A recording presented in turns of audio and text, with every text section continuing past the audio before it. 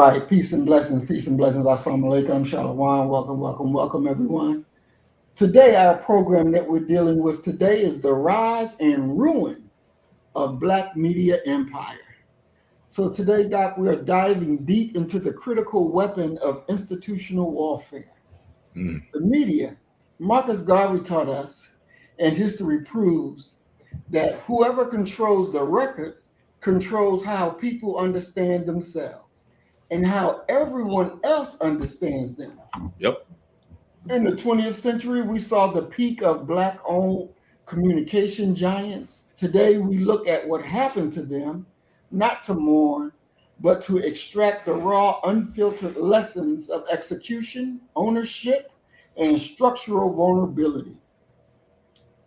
Today, we're going to be looking at John H. Johnson.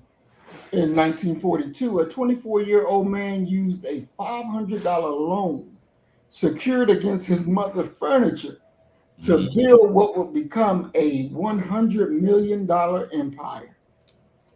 That is something big, from a $500 loan on his mama's furniture, and grew that into a $100 million empire.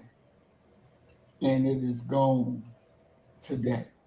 So, Doc, dealing with Ebony and Jet, what was your first memory of seeing those magazines? You know, the first time I encountered them, undoubtedly, was at relatives' houses. Even at our own home, everybody seemed to have a copy of Ebony and Jet.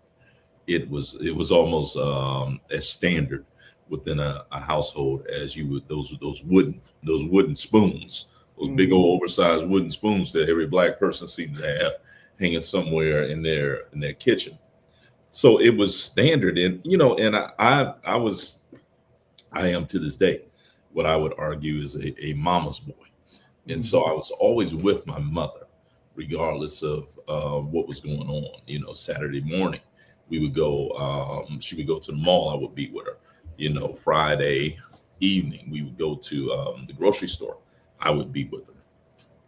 And so I say that to say this, that when we went to the grocery store, it was the highlight of my little perverted day, my perverted week, when I saw that Jet magazine there when you were checking out, And I would try to read the sports section in the Jet magazine, but when you open Jet, it was constructed differently. It wasn't glued together; it was stapled together. And so, you staple. I guess you construct it by stapling in the middle of it, and lo and behold, in the middle was the beauty of the week. So I had to look at that to be able to find where the sports were. So that's my first real memory of those magazines. Exactly. Same for me, going over my grandma's house, and they were on the table. And going and looking into it. All out. Exactly.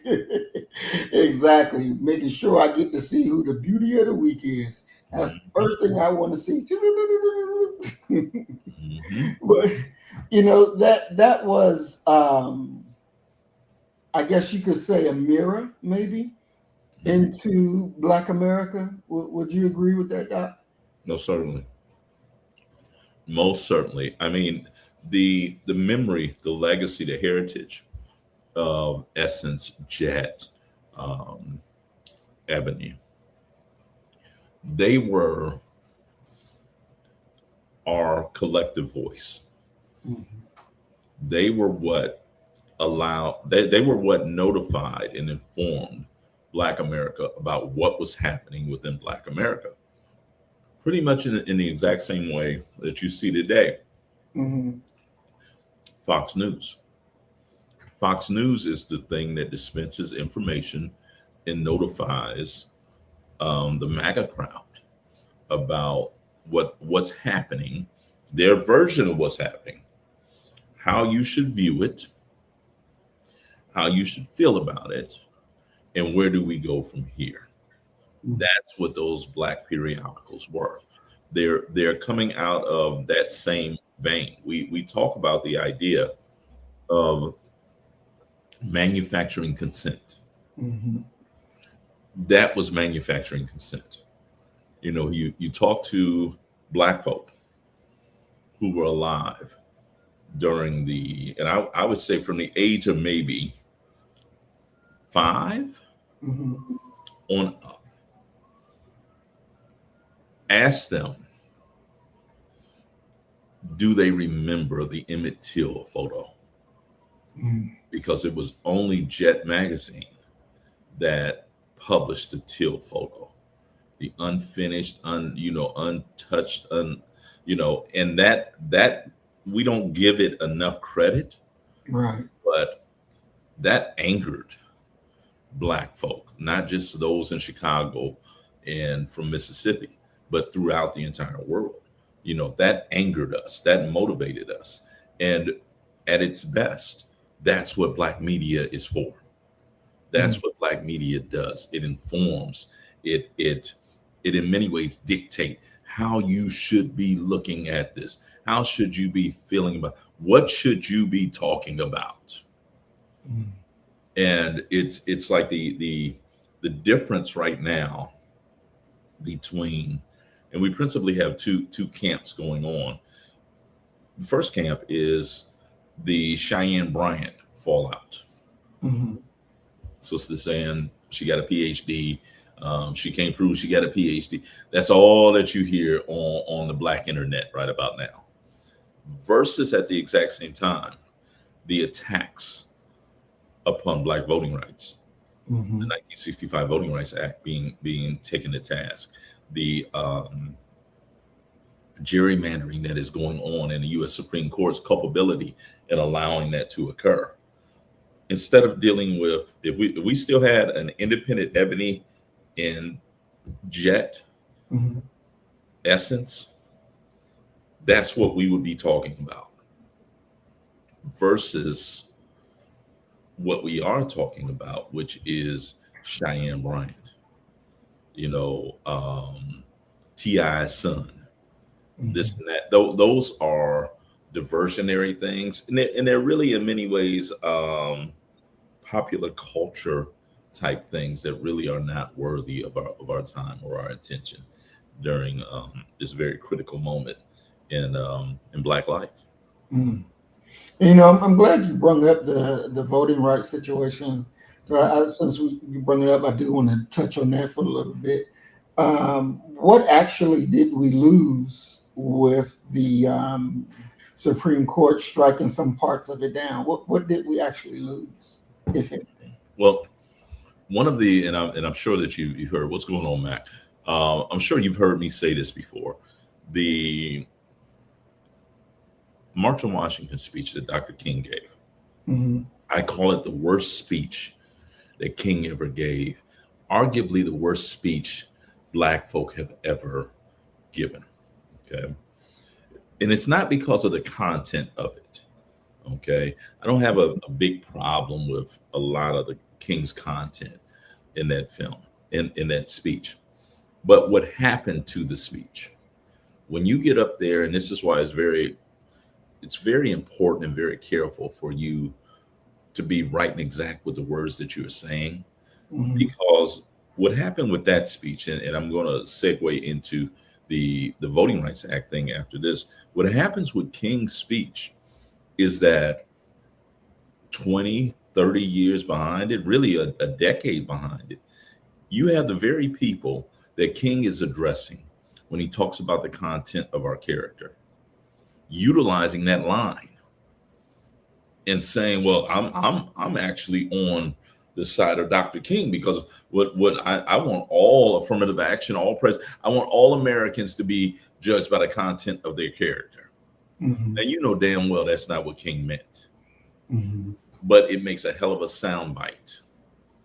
So when you fast forward what we're dealing with the Voting Rights Act, the Voting Rights Act prevented discrimination based upon race. You couldn't discriminate against people. You can't prevent them from political from the ballot from having the franchise based upon race. And historically speaking, we know who that was aimed at. Mm-hmm. Just like we know with the 14th Amendment, we know who that was targeted and aimed at. When you're talking about birthright citizenship, that is Black folk Mm-hmm. who were enslaved here and their descendants were. We know who that's targeted at. So that's not even, just use your common sense. But what's happening now is that they've been able to seize this. And the only reason they've been able to seize it because it's the same silly and stupid argument.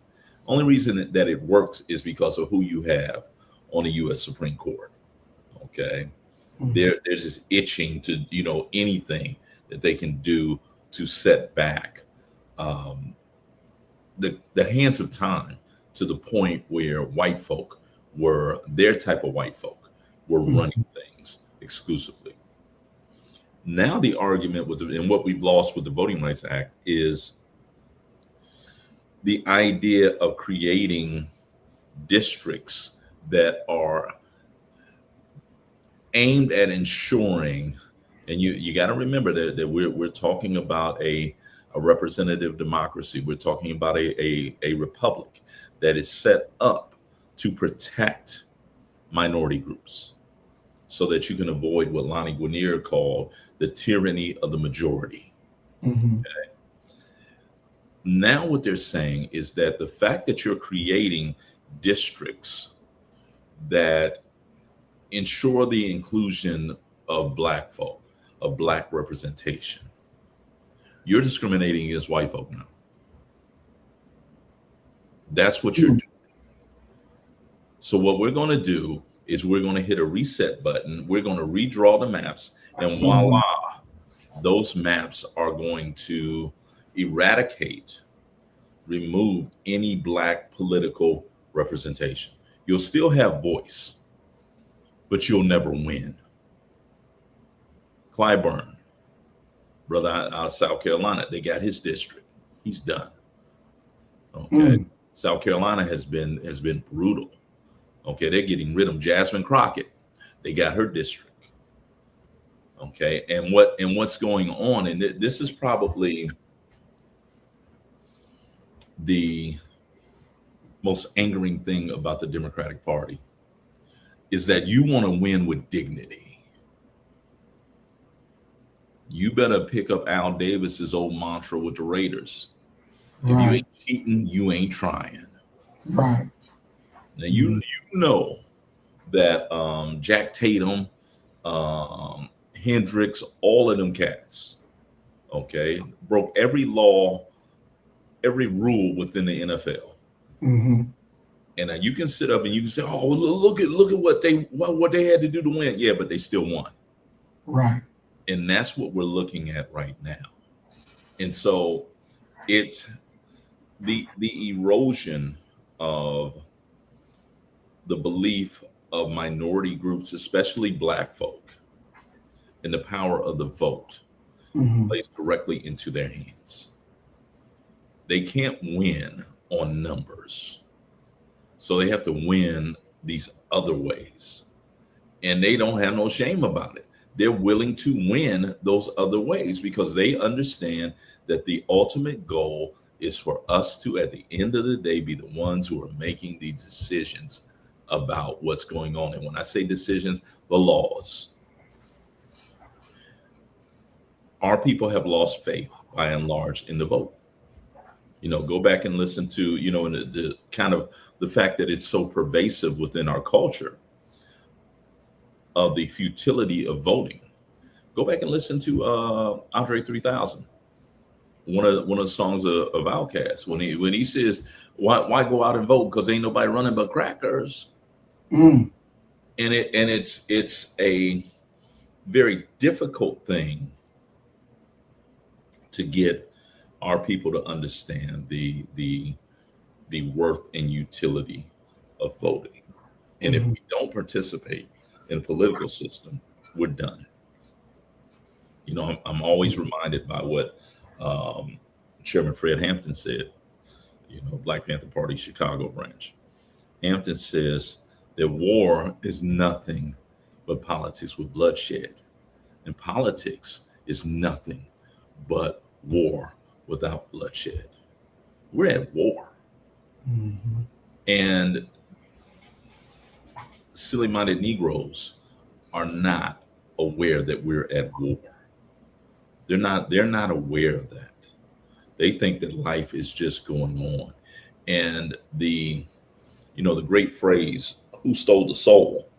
Whoever Right. stole the soul, they definitely stole it from black folk, to the point Mm. where we don't even acknowledge each other when we see each other. Mm. There are rare fleeting blips of black solidarity. There isn't even black solidarity within the race. You got black men attacking black women, and black Mm. women attacking black men. Then you got the LGBTQ throwing their words in there. And never do we ever get down to the brass tacks and talk about the fact that we are black. Right. And Mm-hmm. that's I was in Kumasi in Ghana, and met a dear friend. She was one of two African Americans who were living in Kumasi. Her name is Miriama Ross. If anybody meets Miriama Ross, tell her I said, what's going on? However, Dr. Ross arranged for me to meet her students. Mm-hmm. And she said, watch this. And she goes in front of her students.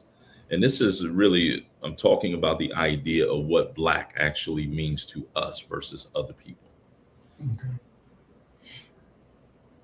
She goes in front of her students and she says, I am black. And Dr. Ross is about my complexion. And they busted out laughing. They said, no, Dr. Ross, you're not black. You're not black. You're not black, Dr. Ross. You're like tan. You're beige. Mm. Versus in the American context, when we say that we're black, it's a political declaration. Right. It is a here I stand statement and moment. That here I stand. These are my people. This is who I'm going to stand with. Mm-hmm. Other groups don't have, and other people around the globe that are the numerical majority don't have to do that. We have to stand together. We do not stand together, we're going to perish. And you're going to live. You're not going to, it's not vote or die, but it is get politically active, or you will be marginalized to the point where you have no voice. Mm. Our friend Ellie that lives over in Britain, Uh-huh. she messaged me and she was like, "Oh no, are y'all gonna be okay? They got rid of the Voting Rights Act, so y'all not gonna be allowed to vote no more. They're gonna kick y'all out of the country. Y'all not gonna be citizens." And she shared where this Louisiana, I think it was a Louisiana state senator or representative in the state house, said something to the effect that the Supreme Court got rid of parts of the Voting Rights Act, Mhm. that he's waiting for them to get rid of the 14th Amendment. Yep. And I told her, well, to my understanding, the Supreme Court can't get rid of the 14th Amendment. That would have to be done by Congress for both houses. I think got to get 2/3. But wait a minute, hold on. Can a president take us to war? Technically, he can't claim it a war. A president cannot declare war. Right, Congress. But ain't that where we at? And I say that kind of to say that when it comes to them and what they want to do, Mm-hmm. do as I say, not as I do. Okay, Mm-hmm. They're going to do whatever they want to do. Mm-hmm. And now you try to figure it out on the back end. Mm-hmm. It reminds me of what's going on right now with Trump suing the IRS for $10 billion. Mm-hmm. But he's willing to let that go if the Department of Justice, which he controls, Right. needs to create a fund worth, get this, $1 1776. They're tying into the icons of American patriotism, of in many ways whiteness. 1.776 billion, because he wants to give $1 billion to every person who $1 million to every person who was prosecuted by the Biden administration's Department of Justice for the January riots. What? Yes, that's his new thing. So now you're sitting here, and the argument is what you're saying. Well, no, that can't happen because only Congress could do. But well, isn't it only Congress that can take us to war? Right. These people gonna do whatever it is that they want to do, and they're gonna twist, they're gonna turn, they're gonna switch the rules around. They're gonna do whatever they want to do. I mean, what's that great Christian saying? It's better to ask for forgiveness than permission. Mm-hmm. Oops. Mm-hmm. I didn't know I couldn't do that. Well, you've already done it. Right. And nobody is holding their feet to the fire where you can say, well, this is going to be your punishment for what it is that you just did. We ain't had that conversation at all. Right.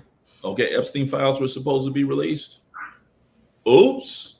Mm-hmm. We didn't get to it in time. What? We can't go to war. I can't send our troops. We can't attack Iran. Oops. And so that's kind of when you talk about the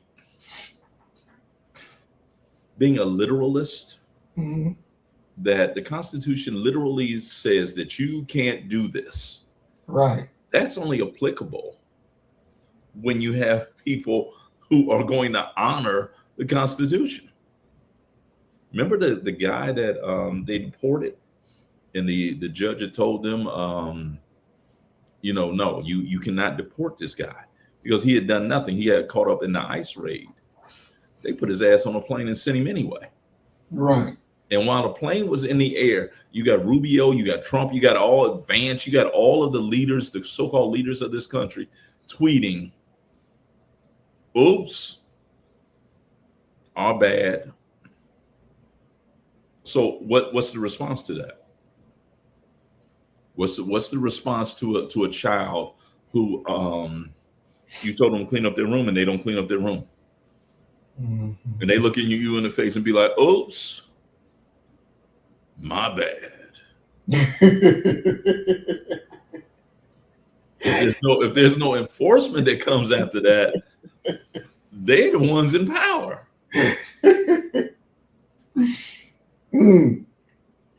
But that.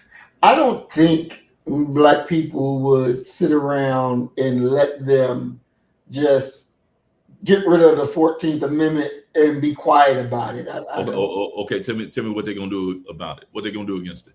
Give me. Open up the Black playbook and tell me what Black folk are gonna do about it. I would be shocked if the majority of Black folk, considering the education or the lack of education, as Carter G. Woodson would say, the miseducation within our community, I'd be shocked if Black people can tell you what the 13th, 14th, and 15th Amendment even say. They'll become aware of it when it hits the Black internet. They trying to put Black people up out of here. Right. An announcement is definitely not a plan. So let me know what y'all got planned, because I don't plan on being here. Okay, I'm either gonna be out of the country or I'm gonna hide in plain sight in like Utah or Colorado. And I'm gonna just be there. I'm gonna be there, and that that's just where I'm gonna be. And I'm gonna have a food delivery service. Internet, I'm good money. What y'all gonna do? Give me the plan. The Black folk ain't gonna let that happen. No, I think at that point, I believe that they would begin to really riot for real. They would do things that would be very aggressive What? and physical at Like that what? point. Like Like, what? you know, going up to these people's houses, dragging them up out of their houses, because then your whole protection is gone. You know, you might as well load them up on the boats and send them over there to Cuba and put them in the damn cages that they had the so-called terrorists in. Because you ain't get the 14th Amendment go, you in trouble, buddy. Let And me I give don't you. think Let me they give would you. they Let me would give you. Let me give you the argument of how to cool your people out. mm, The 14th Amendment is not aimed at the removal of the 14th Amendment is not aimed at harming black folk. What it's aimed at is going ahead and lessening the browning of this nation. mhm, We are going after brown people with this because these brown people who come here, what they're doing, they're taking the black jobs. mhm. The jobs that black men would do as far as construction, those types of things. We ain't gonna throw agriculture in there because brothers are gonna be like, whoa, hold on. But Hmm. these jobs that you see these brown people doing, we're gonna get them up out of here. By removing the 14th Amendment, what it will allow us to do, and you tell me if this is not a good thing for black folk, Hmm. okay? We're going to disrupt because if we say anything, one of the greatest mistakes that white folk made when they went into South America and Central America, they took Catholicism with them. Hmm. Okay, so now you didn't turn these brown people into a foreign religion. That Hmm. wasn't a religion. Right. Okay, so they don't believe in birth control or Hmm. abortion. So they have a plan, black folk. This is what they do. They come over here, they get pregnant, then they have a baby. Now that baby is now considered what they call an anchor baby. Hmm. So now the parents are now American citizens as well. That's wrong. And Hmm. we're going to correct this by getting rid of the 14th Amendment. Now you can't tell me that your people are not going to say, huh, I never thought about it like that. So y'all getting rid of the 14th Amendment to get rid of these Mexicans?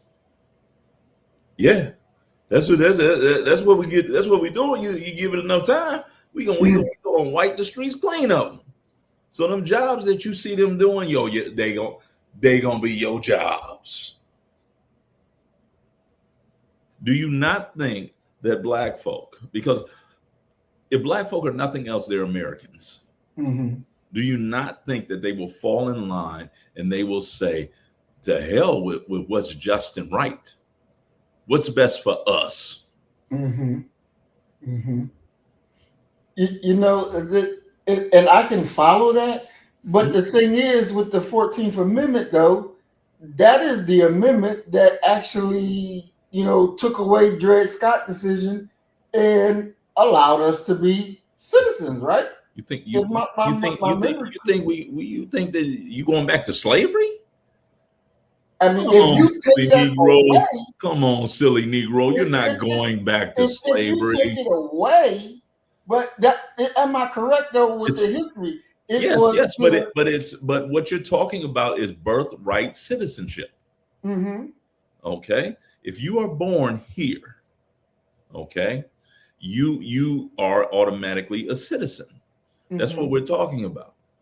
Negroes are not coming into this nation to have, although I do know, I can tell you a story about a African that I know, are not coming in here, you know, for those purposes.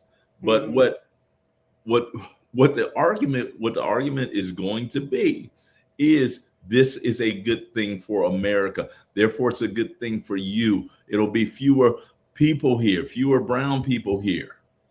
And we're not going to get rid of the 14th Amendment. What we're going to do is we're going to do a slight alteration to it.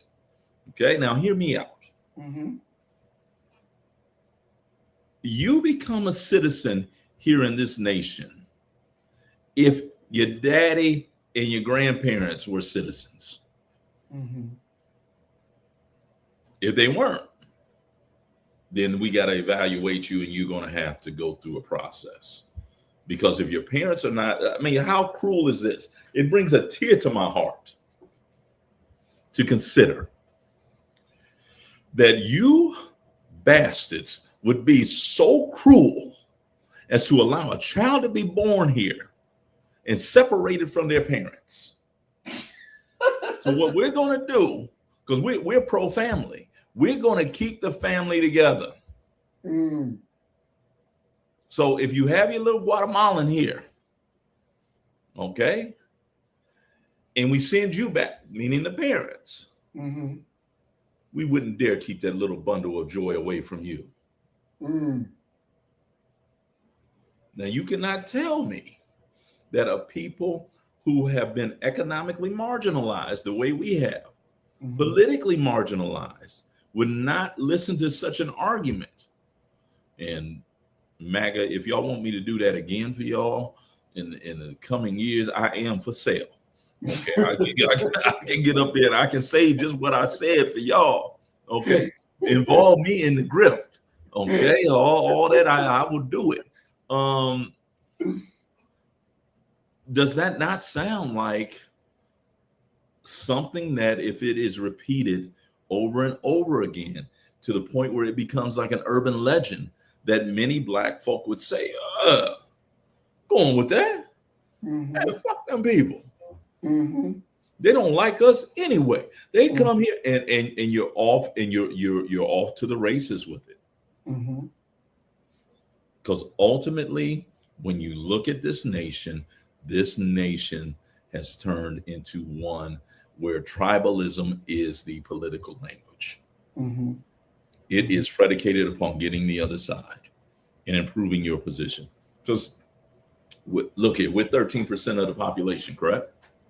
According to what they say, I believe we're more than that. Okay, well, what number you want to use?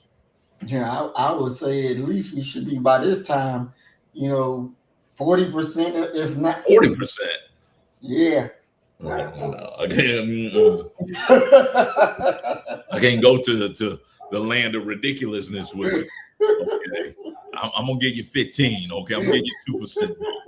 Okay, just in case there were some brothers who didn't participate in the census, and didn't answer the door when that white man came knocking on the door, trying to see how many Negroes lived in that house. Think about it. Because you big into politics, right? Political power, this and that. Think of it now. I don't want you to catch the Holy Ghost when I say this to you. Okay. Okay. But imagine if there were no Mexicans here. Do you know, by removing the Mexicans, what that would do for the Black percentage? You would be immediately vaulted back up into the favorite minority category. You would be white folks' pet again. When I say it's 13, you say it's 15, it would probably raise you up to about 25 to 30%. Get them up out of here. And all you're going to need is a charismatic fool like Umar. That's all you're going to need for that to occur. So the 14th Amendment, it's going to be altered. Because in every way, you have something going on within this nation, and we know this to be true. Number one, white folk, you talk about Iran, you talk about these, I refuse to use the word Middle Eastern, these Northern African nations attacking the U.S. Okay, you talk about Cuba attacking the U.S. This is just a theory. I believe that and Abraham Lincoln says this, but being truthfully, Lincoln was talking about something different. I'm not going to try to say that this is what Lincoln meant, but I believe this to be true. He says America will never fall from an external aggressor. She'll fall from within. Okay. I believe because we're in a nation of one man, one vote. if white folk lose political control as far as being the overwhelming majority population, Mm-hmm. shit, they'll set off them atomic bombs right here. Mm. Mm. That'll be it. Kind of like what JFK talked about, the Cuban Missile Crisis. If missiles are put on the island of Cuba, the world is over. Mm. Clearly, people who would rather rule in hell than serve in heaven. They are not interested today, tomorrow, or any day with sharing power with anyone. They don't even want to they don't even want to share power with each other. Right. Right. A, a Mexican president? Are you out your mind? I mean, really think about that. Mm. You know, one of my homeboys, he said the only reason Barack got in there is because he's mulatto. Mm. You know, and it's just what they are not interested in sharing power. And if they put you in a position of power, rest assured, they can take care of you. That's the thing that we never really talk about. Mm-hmm. Okay, that white folks and Jews, look here, they got some hospitality. Okay, you want to talk about ruining a Negro's expectations? Let the Jews get a hold of him. I was up there at the United States. I told you I was at the United States Holocaust Memorial. I was in such an exclusive place. When I went outside and sat on a bench, the police came. Okay, I'm up in some fly stuff. Living room, dining room, 2 vanities, 3 bedrooms, all for me. I go to one of these little conferences and it ain't even no kitchen area in it. Oh, man, I'm disappointed. Yeah, I got the Uber Eats because I'm dealing with black folk now. Okay. But if they choose you, they can make, and there's a great line. Well, in many ways, it's the entire trajectory of the book. The autobiography of an ex-colored man, where the white guy tells the protagonist, listen, I can make your life so great that you wouldn't want to go back to being black. Okay. Can you imagine that? Wow. That I could give you so many material things, which is what it is that you really want. You want to live a life of luxury, I can give it to you. No cost is too much. But you got to do what I tell you to do. Exactly. Or what you know that I need for you to do. Is that not a synopsis of Clarence Thomas? This Negro, you think, and this is a statement that nobody ever thought that you could say in America. That Negro grifts at a level like he a Trump. Okay, he takes it all. You know, he look at buy my mama's house. He's doing stuff where there's a paper trail because they put their hand on his shoulder and they said, "Don't you worry about that, Clarence. Don't you worry about it." And so it's a part of the system, and the system is, I'm not going to say it is rigged. Let me say that. But the system has transformed itself to the point where its primary goal is survival. The system is alive. Okay. And what we see with the Voting Rights Act attack, that system is in every way reshaping and revamping itself. We need for black folk to no longer have any voice, because what we're getting ready to do is we're getting ready to remove all their voting rights and all their voting privileges. You ain't got to worry about them putting Negroes out the country. They ain't gonna do that. Because they need a permanent worker underclass. So you'll be here. Okay, who gonna make their chalupa when they go to Taco Bell? Who gonna clean? Who gonna come Thanksgiving and Christmas? Who gonna clean and season them chitlins up that they like to eat? Your grandmother.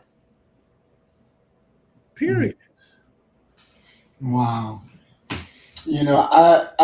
I hear that, but I still would not put it past them to try to move on us.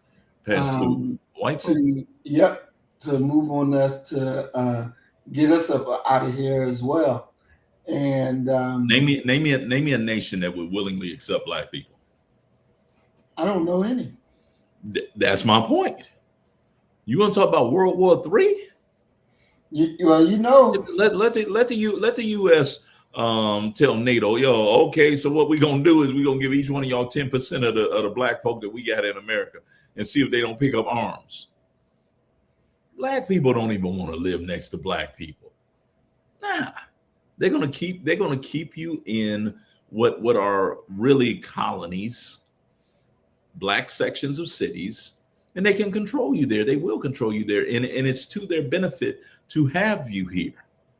And one of the foremost benefits of having you here is that prisons are big business. I come from a prison community. Okay. They can put a prison. You used to have these things called company towns that you would find in West Virginia, where they would a company would buy a coal mine, and they would build the town around the coal mine. There was nothing else that was out there, and these poor people would have to come to that area. They would get a job, and they were being paid in what they call company script.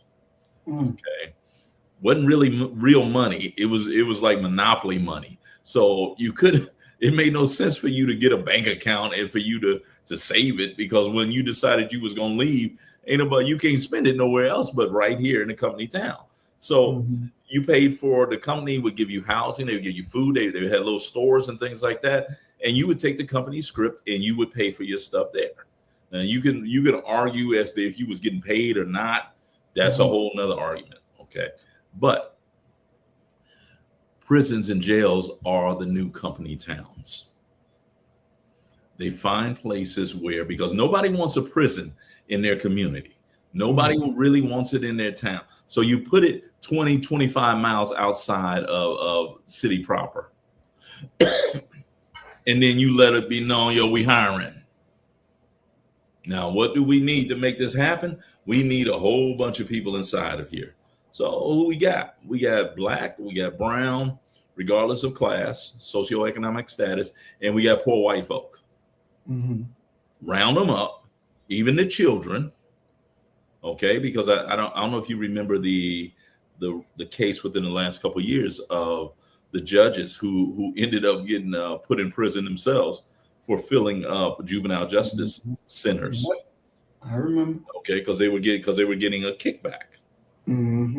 That's the company town mantra. That's what they do. Okay, so there's a lot of benefit to having black people here. You can lock black people up, hire white people to watch them, hire white people to, you got a struggling bakery. Well, we're gonna give you this contract, and you produce the bread for the prison. Okay, now we definitely need what? We need some keys, so we're gonna find a couple little key shops that we'll get you a $150,000, $200,000 contract.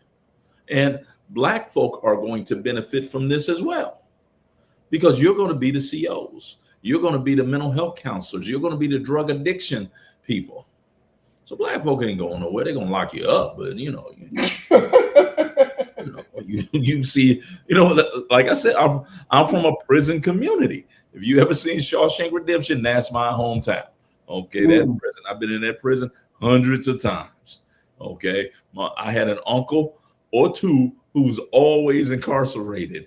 Okay, in the reformatory. That's what they referred to it, like they was going to reform these Negroes. Okay, but at the same time that I got uncles who are inmates, I got other uncles who are COs. So they would see each other on a daily basis. Yeah, he all right. I saw him today. It's big business. You know, and you're going to have to keep, and this is for, in many ways, the white psyche. You're going to have to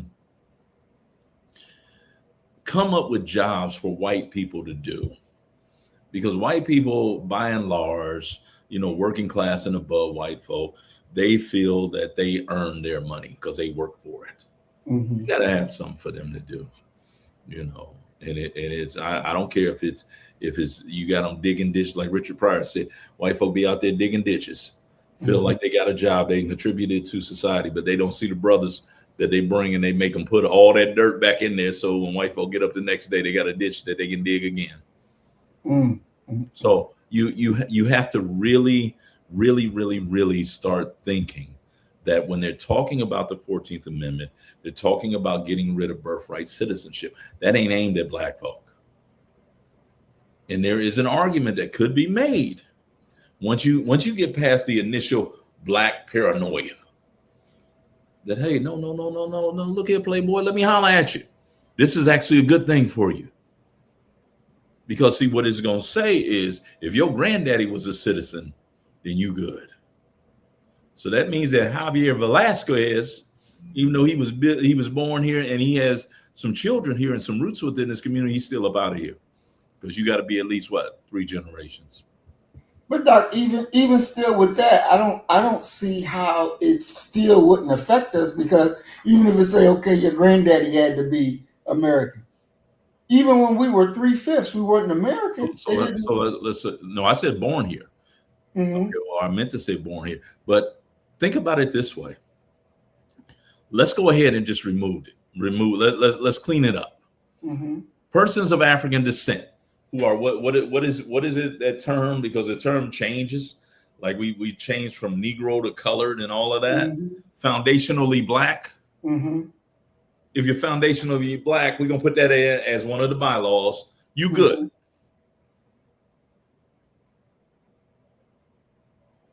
Yeah, they would have to put something in there. They'll put something in there. They're not trying to get rid of you. You're not voting, and you ain't having kids like them other folk are having. They have some kids, okay, and that, yeah, you know they got some kids. Go to any park on a Saturday or a Sunday. If it's free, they there. Go to Chuck E. Cheese. You know, it's just it's what it is. And see, there's a meaning behind something. There's an implied meaning behind a lot of things. Think about it this way: if we were to put up a store and we put it up for our people, but other people came and shopped at that store and bought up everything, how do we keep those other people from coming and doing that? We create some rules that would prevent them from coming, regardless of how draconian the rules are. We create rules, period. You know, I'll give you a perfect example of how a store in particular could do that. I got trapped in Sam's Club like 4 months ago. Okay, I'm an early riser, so I get up and I'm like, let me get to Sam's Club. I'm gonna get my gas. I'm gonna go in there. I'm gonna get the little things that I need, this and that. Right. Got what I needed. Got to the checkout counter, and the thing wouldn't take my Sam's Club membership. What? Because I'm not a plus member. So I gotta wait until 10 o'clock before I can check out. You get what I'm saying? So now I'm walking around Sam's Club for 2 hours, wasting 2 hours of my day. You create rules. They're going to create a rule that says, well, if you're of non-black descent, not African, black, then none of this applies to you. And I once again, I don't think that from a disassembled community, which is what we are, we are a disassembled community, socially, culturally, politically, that you would ever find something that is egregious enough to get their attention in such a significant, substantial way that they could create a prolonged and lasting political movement. I don't think that Black folk have that in them. We have a flare up. We had a flare up when they got caught on tape beating Rodney King's ass the way they did. We had a flare up, but after that, then what? Even Rodney said, "Stop it. Can't we all just get along?" But a prolonged, systemic, institutional battle, we don't have it. We started off talking about the Black media, Ebony, Jet, Essence, all of these Black media expressions gone because it couldn't be sustained. And let us not forget the Negroes that actually owe me like $100. Emerge magazine. Okay, I'm still pissed off about Emerge magazine. One of my colleagues at Ohio State, Lottie Joyner, she was a big wig with Emerge magazine. If I ever see Lottie Joyner, she gonna give me $100. Because I signed up for a 3-year subscription for Emerge magazine. Okay, and 3 days later, they announced that they was closing, bankruptcy. Now, if Emerge magazine, Essence magazine aimed at Black women, Jet magazine aimed at Black people in general, cannot keep the doors open, what does that say about our people and their seriousness? So I don't believe that we have it. I don't believe we have it in us. I believe that maybe 10% of us do. Maybe. That's a maybe, and I'm being generous because I know that I'm talking to majority Black people. Okay. That would be something very interesting. I think we do. I think if the right pressure is applied, I think that Black people will do exactly what they're supposed to do in this context. I don't think they're going to go back to a day of, we're going to whoop your ass, you better not come to the voting spot. They're not going back to that kind of foolishness any longer. So it really would depend how deep they're trying to be this. Ain't that what's going on now? No, ain't no Black person getting told you better not come and vote or we're going to beat your ass if you come vote. Oh, yes, they are. Where is that being said at? Do you have proper ID? Yeah, I got ID. You do? But most Black folk don't. How can they not? You got to have ID. There's nothing, there's nowhere you can go and not have your ID. You got to have ID. I don't buy that. Telling you, don't have ID. The voter ID bills. That's why they create them. Because Black people don't have the proper ID. You need a state issued ID. Okay, it's the exact same thing that was occurring with what is it called, TSA. Okay, if you don't have a proper ID, you can't go through TSA. You got to go through an entirely different process. That's why they put these barriers up against Black folk, because they know that you don't car ID. Huh? Because we all have ID, Doc. No, we do not. That Black people don't have ID. We all got ID. No, we do not. See, yeah, it's showing through now. You middle class, ain't you, Negro? You done lost your, you ain't got your finger on the pulse of the Black community. You don't live near Black people, do you? You know what I mean? Black people ain't got no ID. I don't know no Black person valid ID. Don't have ID. They got ID. No, not a valid one. They got ID. Not a valid one. And then the thing is, like the last voting session, 3 days. 3 days now, 72 hours before you could vote. And I'm talking about early voting. 3 days before I received it, I got it right over in the file cabinet. I received my voting card. Mm-hmm. And the voting card notified me that where I usually vote Mm-hmm. was no longer my voting place. Mm-hmm. And I had to go to a different place. Mm-hmm. Same city, but a different place. Now, if you go to the wrong place, you can't vote. And that's with an ID. What type of ID do you need to cast a vote in America? Mm-hmm. And think about we were talking about the percentage of Black folk. Think about it from this standpoint. How many brothers didn't answer that door or didn't respond to census because they got some other stuff going? They got some other stuff going. I want the people to know where I'm at. Right. I would say that is a big number. At least half of us didn't respond. Okay. So what percentage of those people would be willing to go down to the DMV, to go wherever you got to go in your state to get a proper updated ID? What percentage of that population was, I ain't going down there. I'm gonna have warrants. I just don't buy it. They do, because you got to go to work, you got to get a check, you got to go to the bank. Yeah, you over there. They're gonna ask for that ID. Yeah, and your check is automatically deposited into a bank account, into a savings account or something, right? But even to start that, you need. But what I'm saying is, there's a huge percentage of Americans, especially Black and brown folk, who don't have a bank account. That's why we have those check in the cash places. See, brother, they didn't got you. You done went on and got an education, and you done lost connection with the people.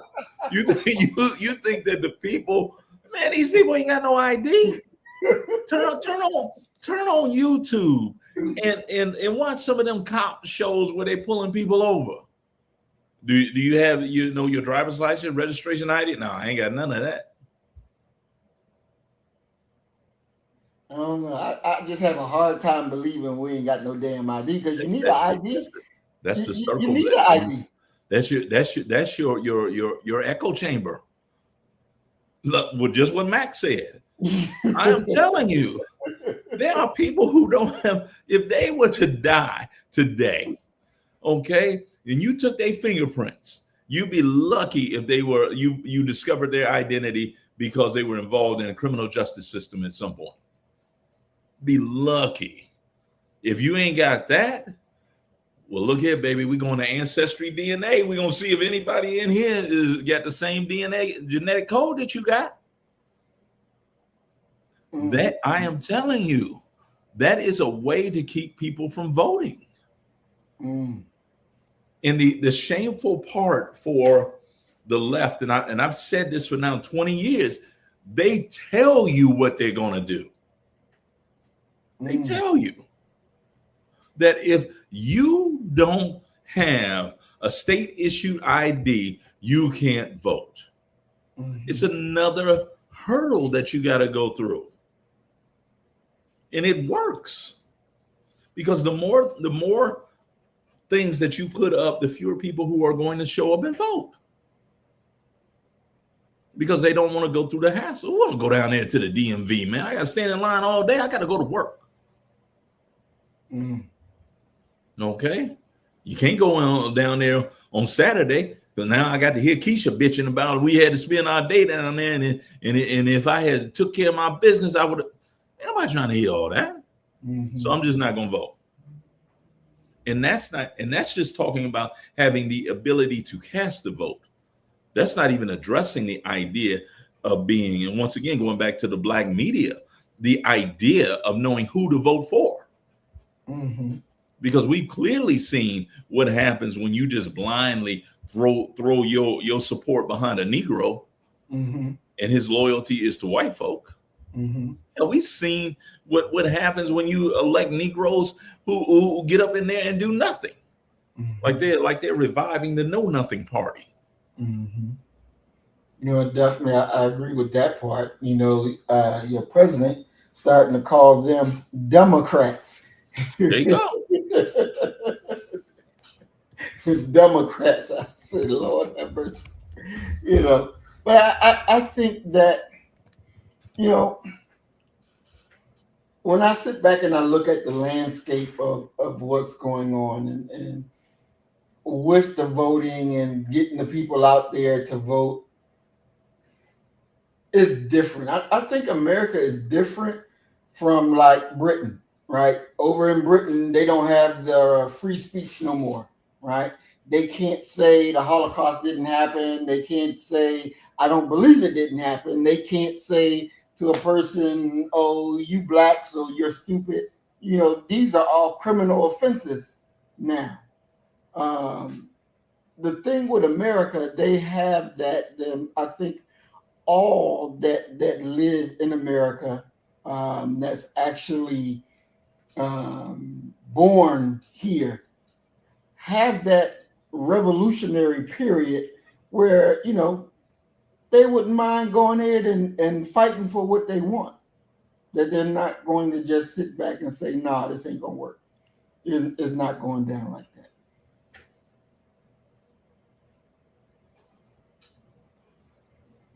Now, how many Negroes ain't got no driver's license?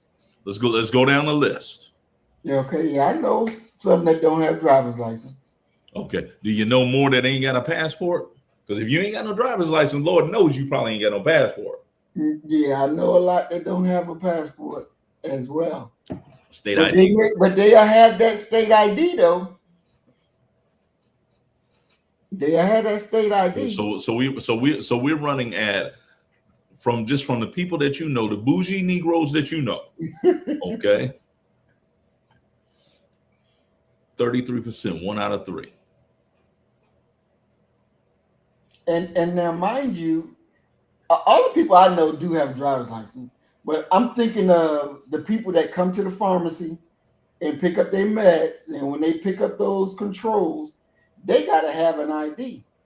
And but those are people who are involved with the system right now. We're talking about people who ain't coming to the pharmacy. People who rubbing, this is a pharmacy joke for you, who regardless of what happens to them, they rub a little of that tussin on it. Okay, go lay down and you rub that tussin on it, and you feel better when you get up in the morning. That's who we talking about. The majority of there's a population, I won't say they're the majority, but there's a population of poor people who don't have a valid ID. They ain't got no driver's license. They damn sure ain't got no passport. And if they lose that state ID, how do they get another one? You go down there and say, hey, my name is Joe Smith, and I need an ID. Well, sir, we're going to need you to bring a utility bill or something to prove who you are. Well, I ain't got no apartment. I'm living with somebody, and ain't none of the bills in my name. Well, Joe, hey, you be careful out there. And like Mac said, see, me and Mac know some people. See, Mac's an I know a guy type of guy. Okay. Whereas if you have something that you need done, come on at your boy. I know a guy. I won't say his name, but he's the perfect occupation to be the I know a guy. He was a barber. So when people come and they sit in his chair, so what is it that you do? He knows tens of thousands of people. Okay, if you hit a rough patch and you need your water turned back on, he knows a guy. Okay, if you need your car to disappear, it'll cost you a couple $100, but we know how to make your car disappear. Wow. There's an entire subculture of people who are. It's the wrong terminology to utilize, but it means the same thing. They're living off the grid. somebody that ain't had a W-2 in 20 years, someone who ain't had an apartment. And there's some people you could type their name onto the internet and ask ChatGPT to tell you about them, and they're gonna say this person doesn't exist. I have no information at all. And they're not living out in the woods of Montana. Right. They're living right in the 5th Ward of Houston, in the 3rd Ward of Houston. You go down there and go down there and ask for Terrence Starks. Be like, Terrence Starks? No. You know who he asking about? He asking about T-Baby. Oh, well, why didn't you say T-Baby? Because those people know him as T-Baby. There are people in my hometown. Matter of fact, she was 2 houses up, Miss Yolanda Allen. Okay, we went to the same church. I grew up with her kids. This, and that. She didn't know my name till I was damn near 30. Wow. Because everybody there, one of my very good friends, John Calhoun. Okay, Calhoun goes to my hometown. He had a friend. We got a mutual friend, Keith Franklin, and he asked Keith about me. He was like, "Yeah, man, James Jones, Dr. James Jones." He was like, "James Jones? We don't know no damn James Jones. What? No." Got to the point where he called me. He said, "Man, I thought you said you knew Keith them." I said, "I do." He said, "I'm gonna put you on speakerphone." Puts me on speakerphone. From the moment that they hear my voice, that ain't no damn James Jones. That's Charlie. If you go to my hometown and you ask them for James Jones, you would never find me. It's just what it is. Because there's a subculture. Okay, and you can sit there, you can laugh about it, what have you, but there are people who, if you don't know who they are, you'll never find them. Never. And I mean absolutely never. Wow. There are a lot of people out here, man. I'm talking about millions who have no ID. There's no traceable way for you to find them. You're dealing with people who are still involved in the system, and these aren't conspiracy theorists of I don't do. No, they just have never had or never taken the opportunity to go ahead and become legitimate and established as dominant society says people are. Wow. But now if you need a V8 Hemi engine, then get it for you. Come walking up your driveway with a V8 on his shoulder. Hey, bro, I heard you looking for one of these. Yeah, I want to see. I want our audience, Mac 285, Brother Willie, and Not in My Name. Anybody that's out there, what percentage of Black America do you think do not have an ID? This is becoming very, very interesting. Just drop in the chat, what percentage of Black America do you think don't have an ID? A valid ID. Yeah, a valid issued ID. A valid ID. Not the Hood Network, Matt, but a valid ID. Let us know what number y'all come up with. I would like to see this. It's very, very, very, very interesting. Now, when they look at this Mexican issue, from my research, and see, I like the way you term that, because that's what we're talking about.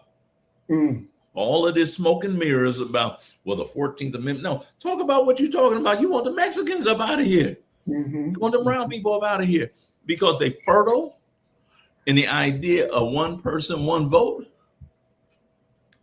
They gonna run you over because they're not they have children, and I say this about the Caribbean and in Central and South America. They're about 50 years behind us in pretty much everything. If you watch Major League Baseball, you'll see what you think are black baseball players, but they're actually Latin. And these brothers got chains and gold and stuff on, like they back in the 70s. Black folk used to have a whole bunch of children because of plantations and sharecropping. We're not having that many children anymore. These new people who have come here, they having 12, 13 kids. See, Mac loved black people. He just put his at 60%.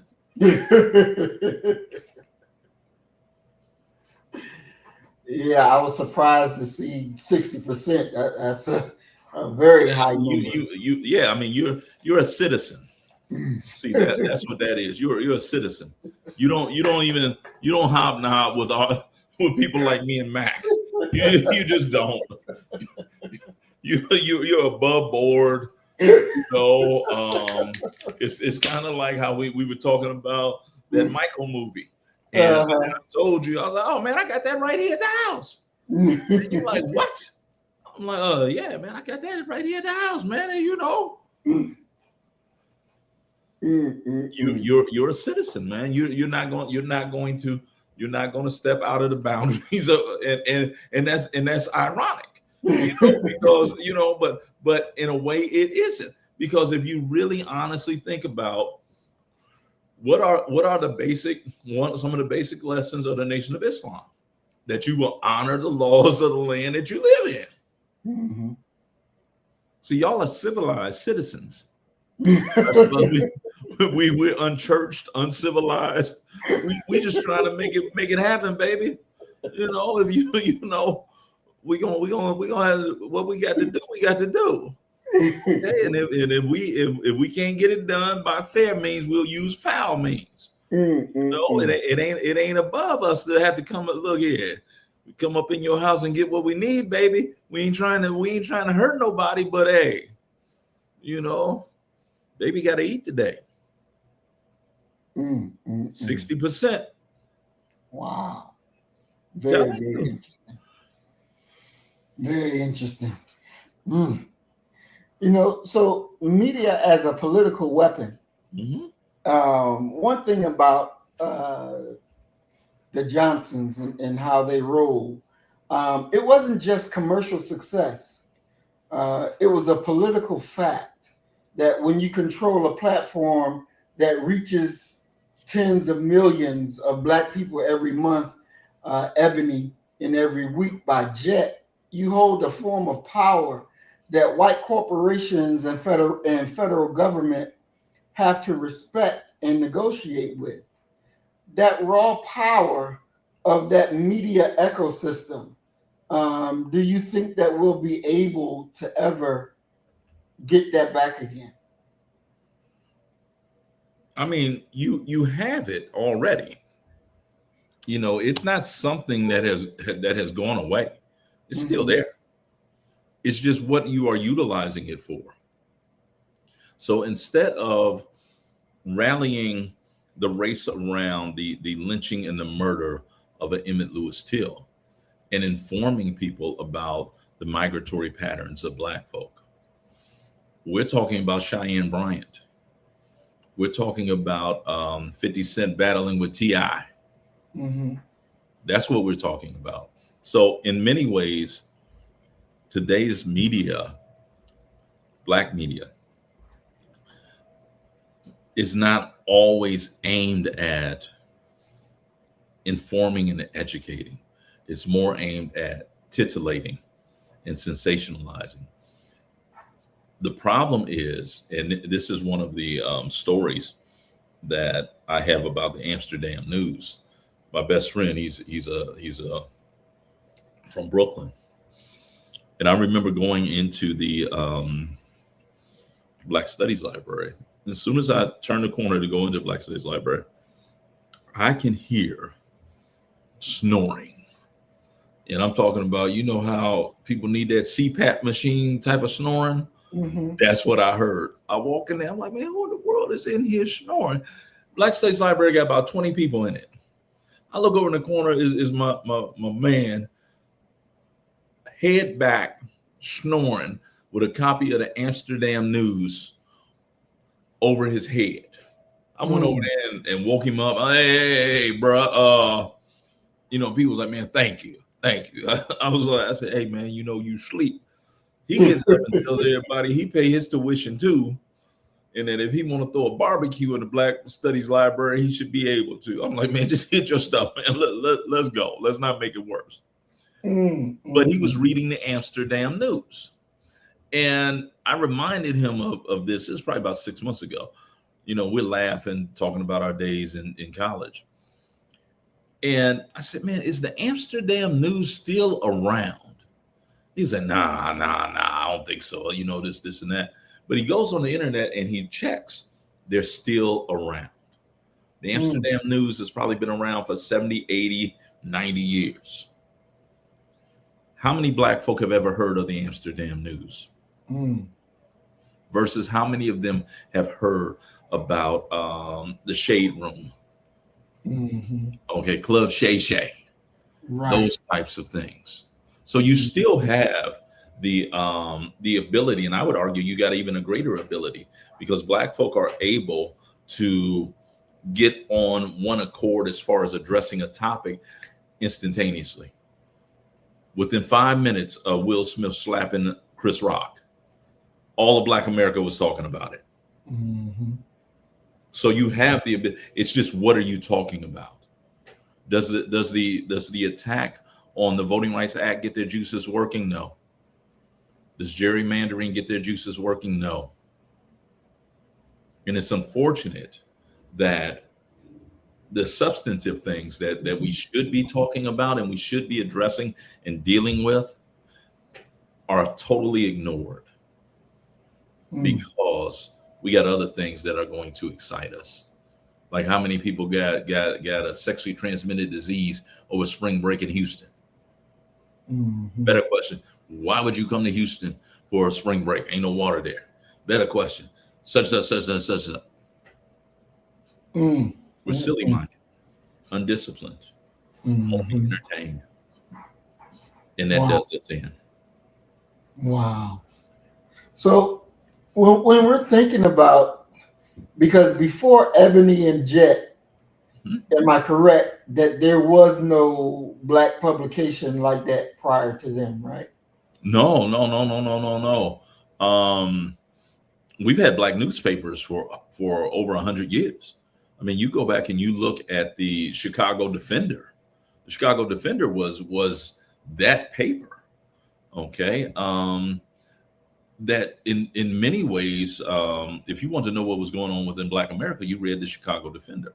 The Chicago Defender. I'm working on a book now dealing with Longview, Texas, and the most famous person that people would know from Longview, Texas, is actually Forrest Whitaker. Okay, but they had a race riot in Longview, Texas, and the spark that led to the race riot was a Chicago Defender article that had been written about a white woman, married white woman, who wound up falling in love with a Black man. And this white woman came out and said that if they wasn't in the Jim Crow South, she would leave her husband and marry this Black man. He didn't put the mojo on her, apparently. Okay. Her brothers found him in her bedroom and ended up beating him. They take him to jail and take him out their jail cell, and they killed him.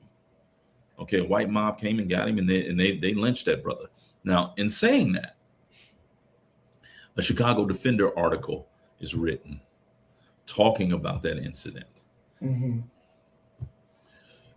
The brother's name was Samuel L. Jones. Okay, I had to recheck what I had written. I wrote a article about it. I had to recheck what I wrote because I found myself writing Samuel L. Jackson.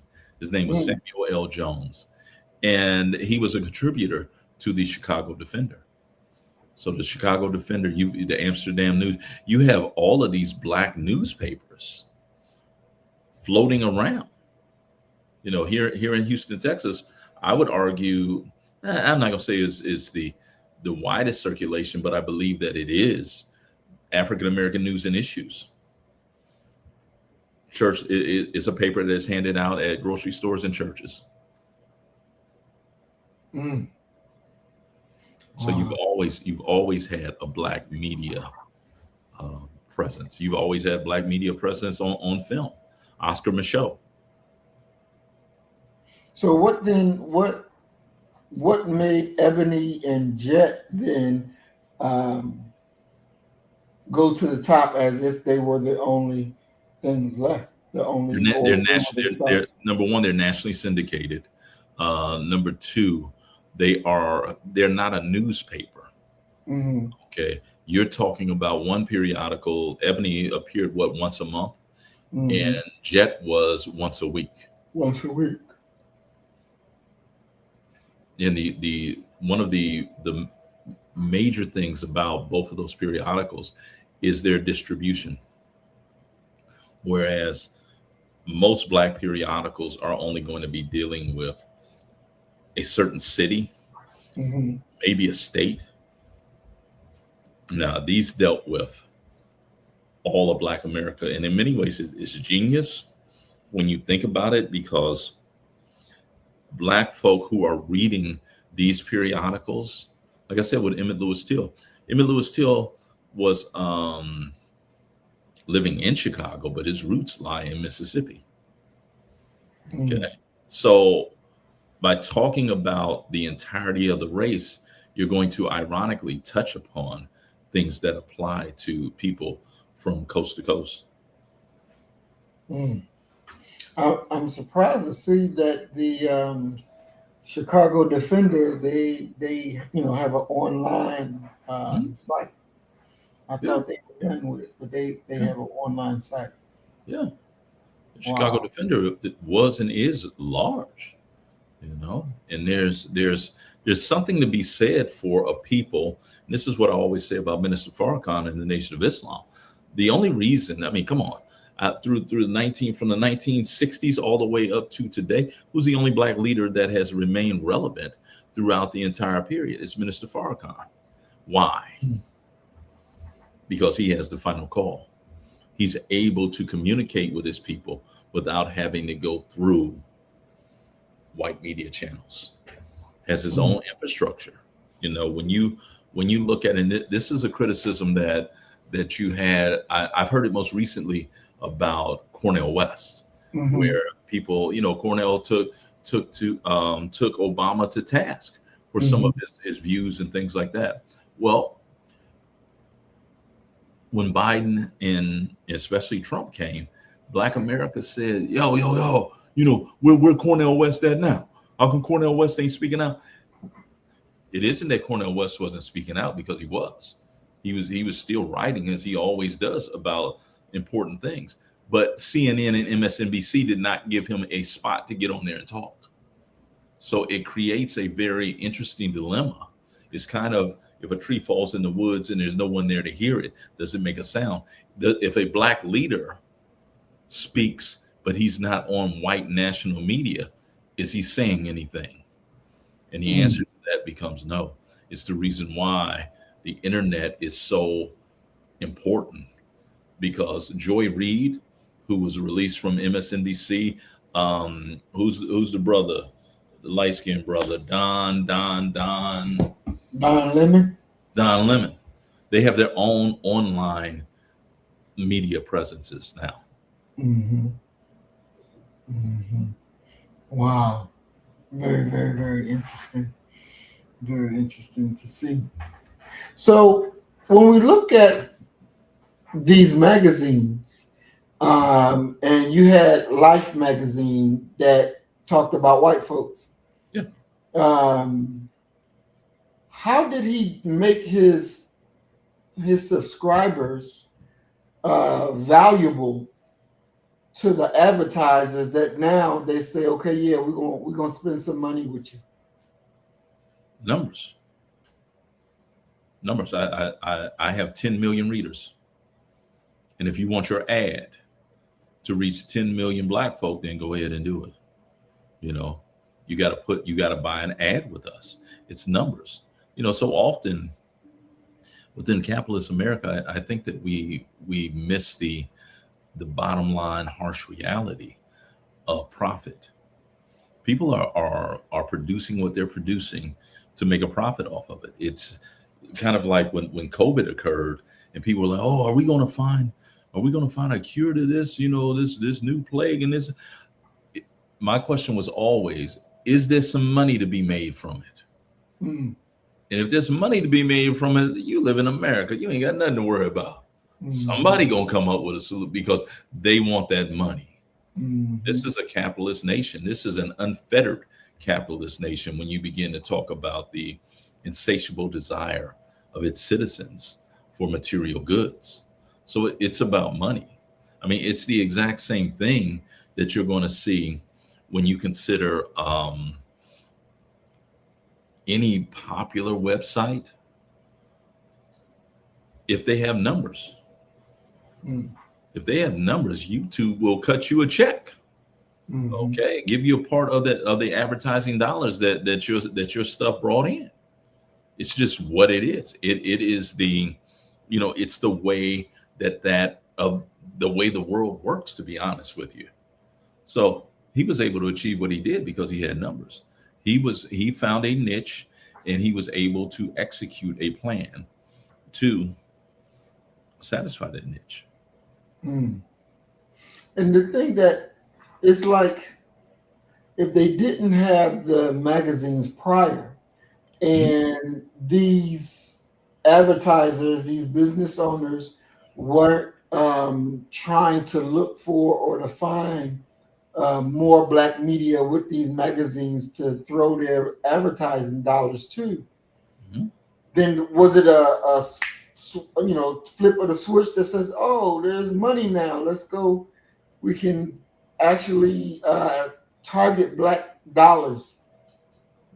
Well, there's a growth, I would argue, that happens in America from I would actually start it with the 1950s, possibly 1960s, where white folk finally get an understanding that there's a bunch of black dollars to be had. I'll give you a perfect example. My mother was the first race woman that I ever knew. And remember the Cabbage Patch doll craze that's actually Mhm. coming back. My mother was able to, and nobody could find Cabbage Patch dolls and what have you. My mother had herself and all of her white coworkers and any black coworkers, wherever you go, be on the lookout for black Cabbage Patch dolls. So every one of my cousins, when it was Christmas, every one of them got a black Cabbage Patch doll. Mm. Okay. The idea of racial representation. When you live in a world that is your personal racial echo chamber, meaning white folk, it doesn't dawn upon them the idea of diversity. And it's the reason why they have a problem with diversity to this very day, because the standard is white. But when you have someone, and I'll use Magic Johnson to prove this, Magic Johnson's movie theaters, okay, he talks about trying to get whoever was the head of that movie theater chain to consider working with him to create a black version, get black chains of movies. And he took him to see, I want to say, Waiting to Exhale. Mhm. And this white guy, who's the head of a major movie conglomerate, he says the first time that he's ever been to a movie with black folk in it. And Oh, he was wow. undone by the reaction of the audience to that movie. And can you imagine a white guy going to see Waiting to Exhale and the arena's full of 800 black women screaming and hollering and interacting with the screen in the Mm. way that they do? Mm. But the Mm. capitalist side of him immediately led him to recognize, hey, this is a gold mine that Right. hasn't been tapped. You see it more today, present day, Mhm. the expansion of advertising and what have you, because now these advertising companies are hiring and utilizing Black folk in their advertising campaigns. I was sitting up, and this is years ago. I love hip hop, and a commercial comes on, and they utilize Black Sheep, dress, Black Sheep, because you can get with this or you can get with that. I think you get Right. with this because this is kind of whack. They put that in an advertising campaign. Now you tell me, number Mhm. one, that's a generational thing. It might have been a white boy who was exposed to Black culture, but more than likely it was a Black person who was able to say, no, no, no, this is what we ought to do, and build a campaign around it. So I think that wherever the dollars are, you will see people flocking to meet that need. Take a look at who's the brother who does the Black horror films. I want to say he was part of Keenan and Cal. He did Us. You know, those Black horror movies. You know, Okay. Black folk have by and large, generally speaking, not been in the horror movies. We ain't in the ghost and shit and Right. spirits. We don't. Mhm.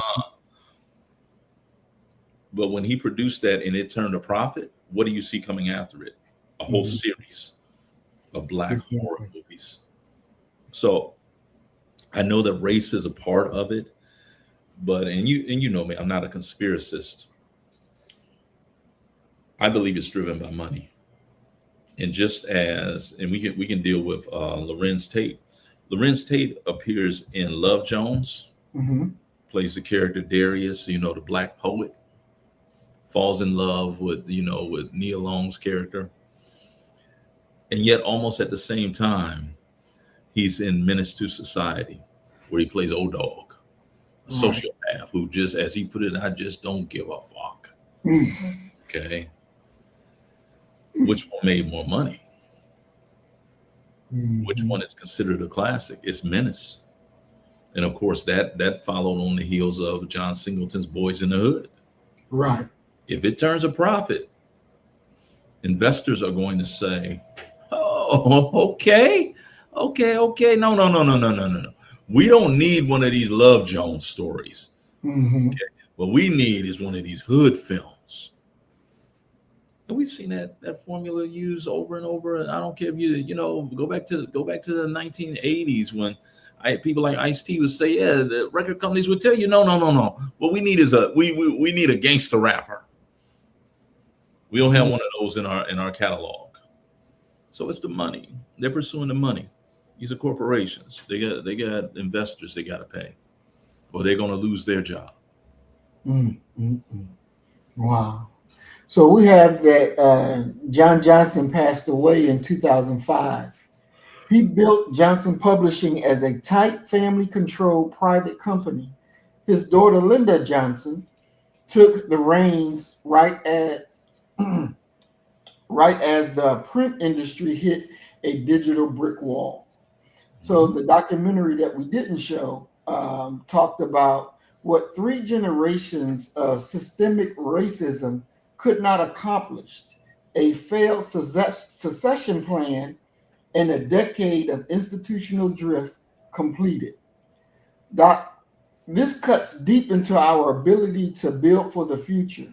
Why is a succession plan the absolute ultimate test of any Black institution? And where did the leadership dynamic falter in pivoting to the digital age? Let's be honest. John Johnson lived in a world where the internet didn't exist.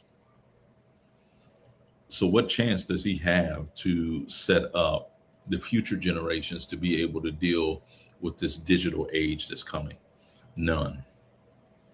Okay. So even if that's what he wanted, none. But let's also be very fair to Black businesses and Black Mhm. business owners. What do you go into business for? Money. Mhm. Let's be honest. It's money. You go into it to make money. That is, unless you're one of the outliers. Now, in saying that you go into this to make money, Black folk, because we're so proud to have something that is Black owned, there's a part of us that in our minds and in our hearts, we claim ownership of it. That's a Black magazine. That's our, we as if we're a part of it, as if it's not a business anymore. Okay. And with that comes certain expectations that you'll always represent us. You'll cover the Black stories. You'll do X, Y, and Z. Whereas other people could very well be saying, well, look here, I just got offered $350 million for it. Do you take that money? Should you take that money? Better question is, why shouldn't you? And many Black folk would say the reason that you shouldn't is because, come on, this is something for our people. This is our thing. You don't know if that's her vision or her dream or whatever to run that magazine. And also with the rapid nature of media changing, going from print to digital, how do we navigate that? Because there is no blueprint for that. And the very people who would be able to probably help you navigate that have been snatched up by the big boys already. Because it comes down to money again. Whereas Johnson & Johnson Publishing might offer you $40,000 to come in and run their digital wing. Time is going to offer you $2.4 million and a stake in the company. But shouldn't have been something, he may not have been prepared, but she should have definitely been prepared. There's so many variables involved in that. Was she a tech person? Did she understand? Did she even really, was that her passion project?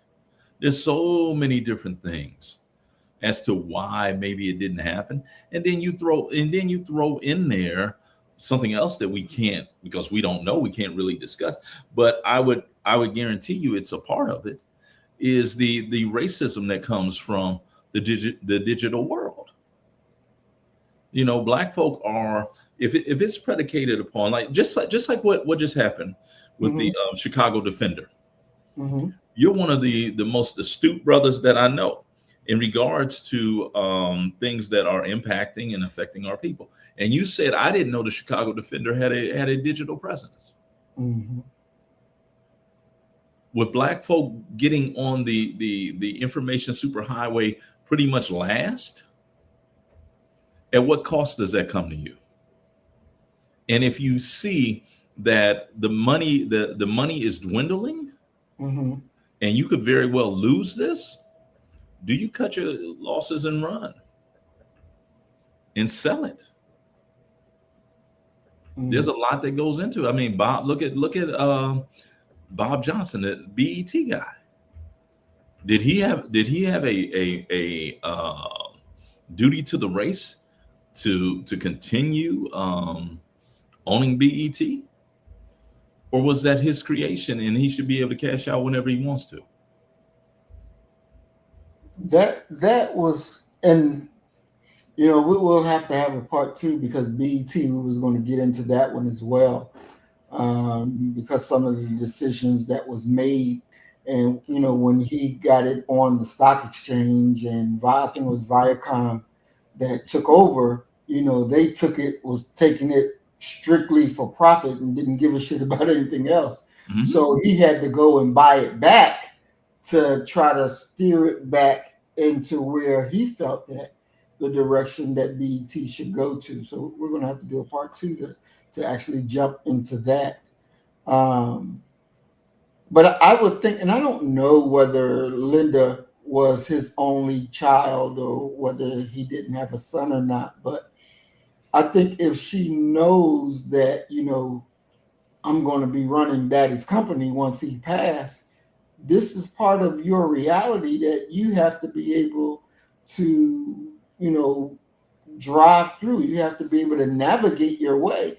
Or was it a mistake because he didn't have a good succession plan to find somebody more qualified than his daughter to run the company and make it successful. Do Black people have a problem with having succession plans when it comes to Black institutions? Black folk have a problem with succession plans just like white folk do. It becomes your only point of relevance. It's the only thing that matters in your life. It's the only thing that society cares about with you. Is your association with this. We see this a lot with the professorate. Mm-hmm. Professors stay until they're 80, 85, 90 years old because all of their contacts are generated by that job. All of their research interests are generated through that job. Okay. So in saying that, you have to really think that for a Black man who has built this and is trying to keep it going, there has to come a moment, and hopefully that moment is not at the end Mm-hmm. when you're in decline, that you're willing to say, this is my life's work. I want it to continue going forward. And this is how I see it going forward. This is what needs to occur. This is the secret sauce that we use to make it. That's hard for a lot of people to do. I mean, and you go through a litany of Black leaders and what have you. And so many of them have, for a lot of reasons, I believe, not created an appropriate succession plan. And as a result of that, their businesses are going to ultimately suffer. And then you're kind of hamstrung as well when you begin to talk about something as a family business, because that closes off the circle of who can be utilized to keep it afloat. Interesting. And Doc, how detrimental is it when you have an institution and the founder's personal charisma, relationships is the thing that upholds that institution, and then when that founder is gone, then the institution is gone. A lot, and I'll give an example. A lot of people say today, well, what happens when Minister Farrakhan leaves? Mm-hmm. The nation is no longer going to be relevant. There's no other person that commands like Farrakhan. If the nation ain't got nothing else, the nation got some charismatic brothers. Okay, my best friend asked that question. He said, "Man, what, do they go to a school or something so they can all sound like that?" But I don't think that would be the problem within the Nation of Islam at all. Mm-hmm. That's one of their strengths. But in this situation with the magazines, do you think that was one of the issues? Certainly, because you're also talking about what for our people was a new frontier. So when you're talking about creating something that's in many ways a new frontier, and it's a family business, it creates a insular culture. Mm-hmm. Now, is that insular culture strong enough, or is it desiring to prevent an outsider from coming in and having any say? Because if it is, well, then what you got inside the family is all that you have. Okay. But if it isn't, where are you going to get that talent at? And part of the problem that we never really talk about when we talk about the idea of integration and what have you. But Black folk, keep in mind that the Brown decision is 1954 and 1955. School integration, if we're going to be fair, 1960s. So by 1970, late 1960s, early 1970s, you have Black folk who are matriculating from PWIs. Mm-hmm.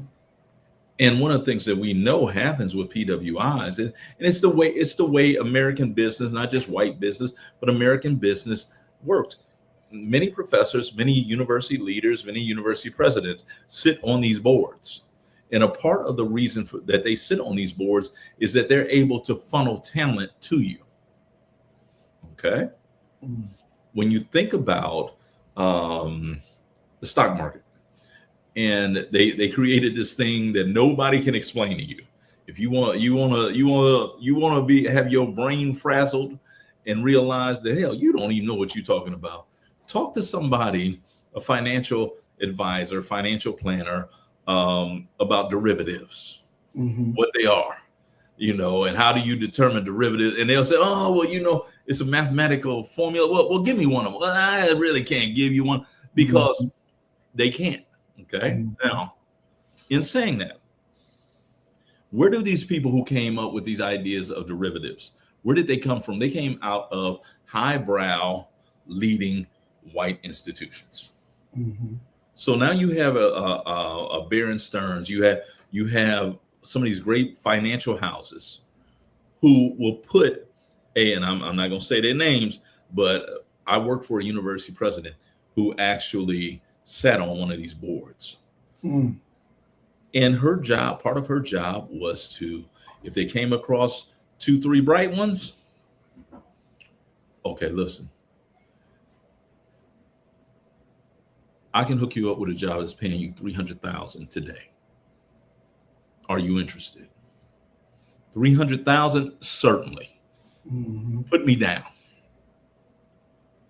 So now you have the top of the top, the elite, being siphoned off. What's remaining for Bob Johnson? What's remaining for Ebony, for Jet, for Emerge? Not the tip top. And then you're also having to really deal with, as we talk about this in this space, you're having to deal with marketing and selling your product. And we're talking about media to a community that is not the most literate community in the world. You know how hard it is to sell a book to Black folk? It is easier to sell, unfortunately, crack cocaine than it is to sell a book. And when you look at it from that standpoint, and the brother Claude Anderson would talk about this. He said, what we don't have as a community when you're talking about business is a captive consumer base. People who are going to buy your product solely because you produced it. We don't have that type of racial solidarity by and large. We just don't. If somebody else is selling it, Walmart is selling it for 27 cents cheaper, that's where we're going. We have no real-time understanding of purchasing it here, and it will help money circulate within the Black community. Now, how do you get there? Ironically, you get there through magazines. You get there through media. That's how you mold and you shape the thinking patterns of the people. But we're not there. We're not there. And how do we get there? I don't know. Because more people can tell you, okay, who Drewski is versus Ralph Ellison. That's a problem. If more of our community knows who Chris Brown is over Clifford Brown, that's a problem. How do we reorient them towards that? Like Chuck D, Public Enemy, said, turn the radio off. That might be the only way. Because they're being fed, they're being inundated right now. And they're being fed and inundated from the moment that their brains can receive messages. There's no other explanation for it. And I know you saw this viral thing. It's probably 4 or 5 years old now, of the little girls at the home daycare. Hands on your knees, hands on your knees. They twerking as babies. Exactly. So they're getting you early. And when I say they, I'm not even talking about white folk. I'm talking about the consumer machine. You're being turned into a consumer from the moment that you can comprehend and understand.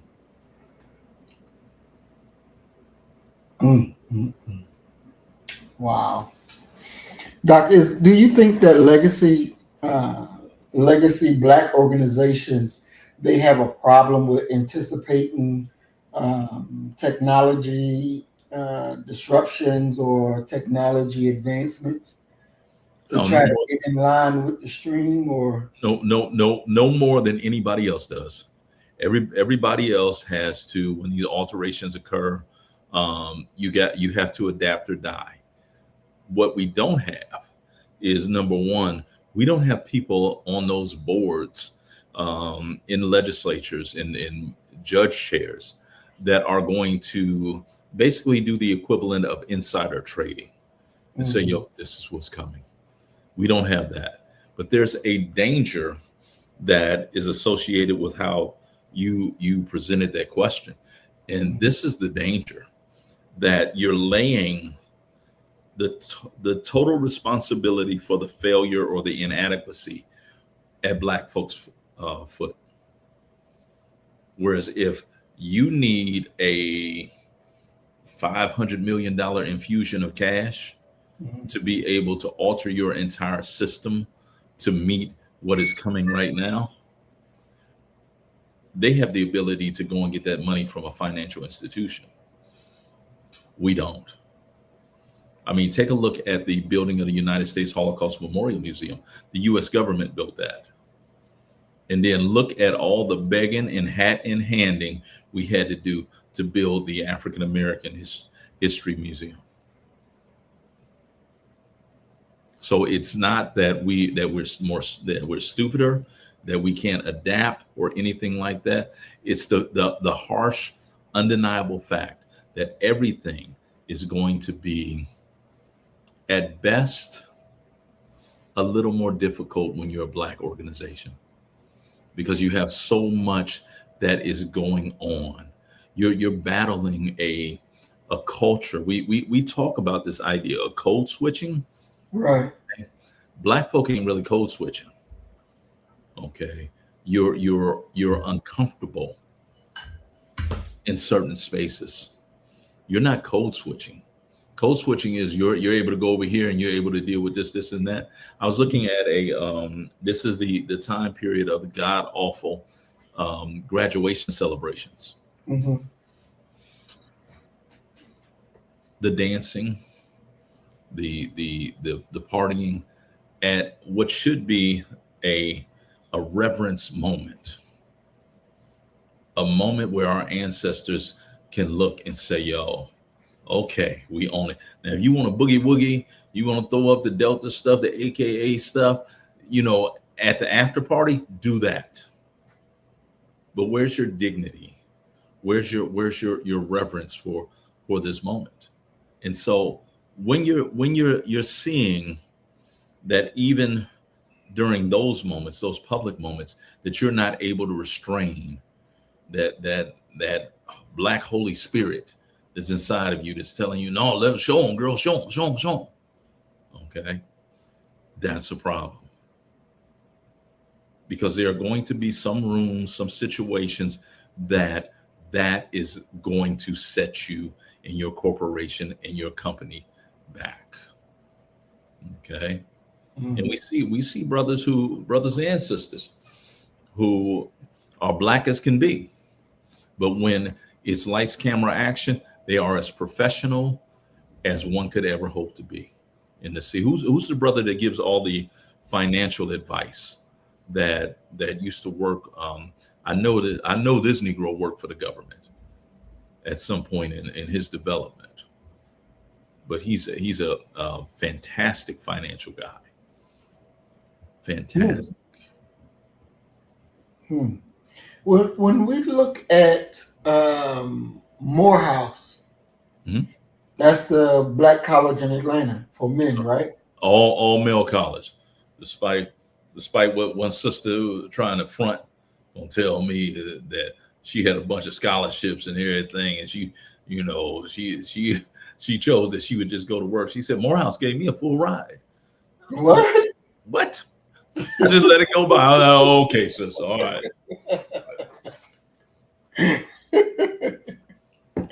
So the question, because from what I understand, I've never visited, but from what I hear, and I don't know the truth of it, but it has turned into a homosexual den. What now? A homosexual den. And, that's definitely not what the founders set the college up for. Or, well, I don't even know, because I don't know who the founders are. But the Black people who, I guess the original teachers, or because I don't know whether they were founded by a white person behind the scenes and Black people had faces. I don't know. But I don't think that the gay agenda was something that they foresaw taking a hold in that school system. Of course not. Our people could, just like every other people, they could not have necessarily ever imagined that you would have this extreme successful push of the LGBTQ for expansion of their rights and recognition. Morehouse is in many ways the same way. The problem that you have with Morehouse, though, is that Morehouse is not a public institution; it's a private institution. Okay. And what you're talking about, and I've been to Morehouse several times. I was actually offered a job at Morehouse, and that fell apart. We couldn't see eye to eye on the financial end. We just couldn't. Okay.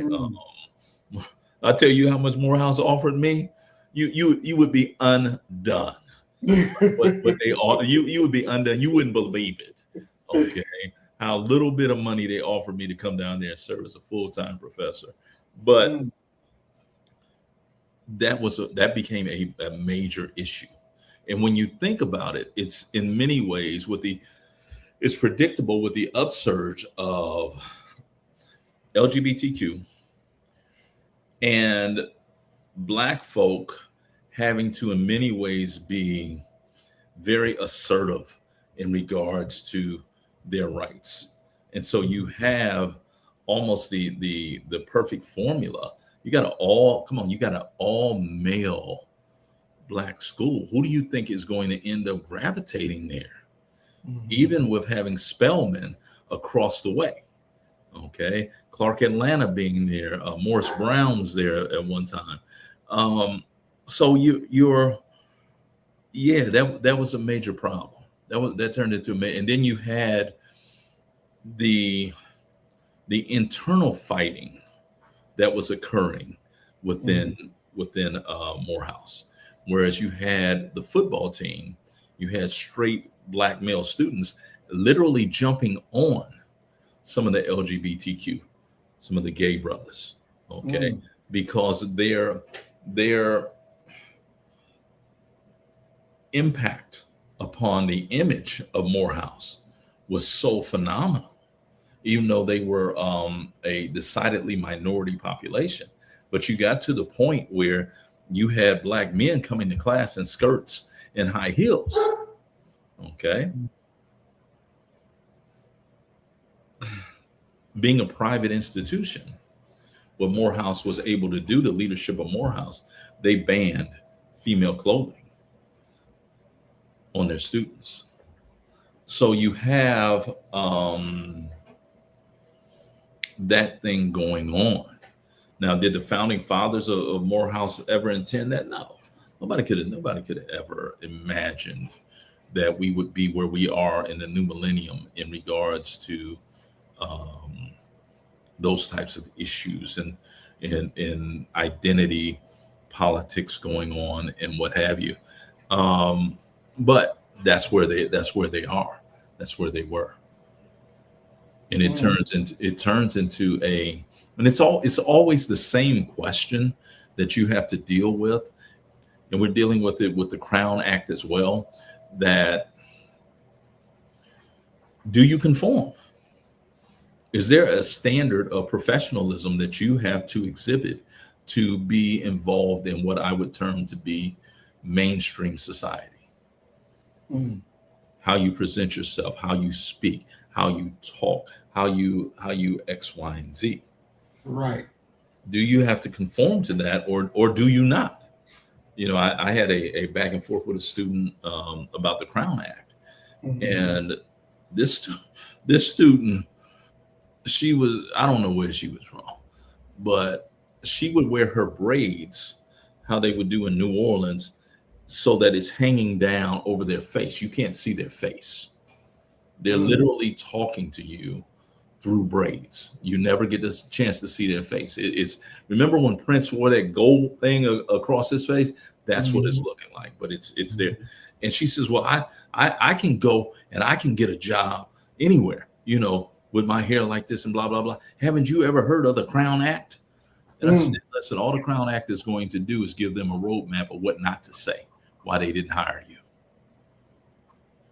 Are you Mm. crazy enough to believe that they're going to put you as the face of their business? And see, you have to be some parts of insane or so naive and inexperienced about how life works to believe something like that. Right. So as a people, we are not unified, and we have a level of inexperience that leads these people to believe that they can do any and everything that it is that they want to do. And quite simply, the world does not work like that. Exactly. Exactly. Since Morehouse is a private institution, Mhm. they're not. That means that they're not taking no government money, so they can say you're not welcome here. Am I correct? Uh, I don't know if they can say it that way, Mm-hmm. and I don't think that I know that they would. I don't think that they would ever articulate it like like that. Um, yeah, they wouldn't say it like that. That Mm-hmm. wouldn't be there would be some backlash for that, because one would have to remember that Morehouse has a lot of powerful alumni who have some significant interest in not offending the LGBTQ population. Like if they were to come out and say something like that, you would have, I'll just start at the top. You would have Oprah Winfrey come out, and she would say something to denounce that, because Really? she can't stand for her brand and her image to be dampened by such hate rhetoric and hate speech, because she got some other business associations, regardless of what her individual politics are. She got some other business associations that such as association with such language would cause some damage to her, or at least some difficulty. Think about it this way. What if Minister Farrakhan came out and was wholly supportive of gay rights, and that they should be able to do whatever they want to do, wear heels, wear skirts? And what would be the fallout?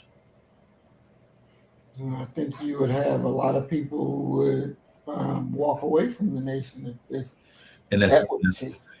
and that's my point exactly.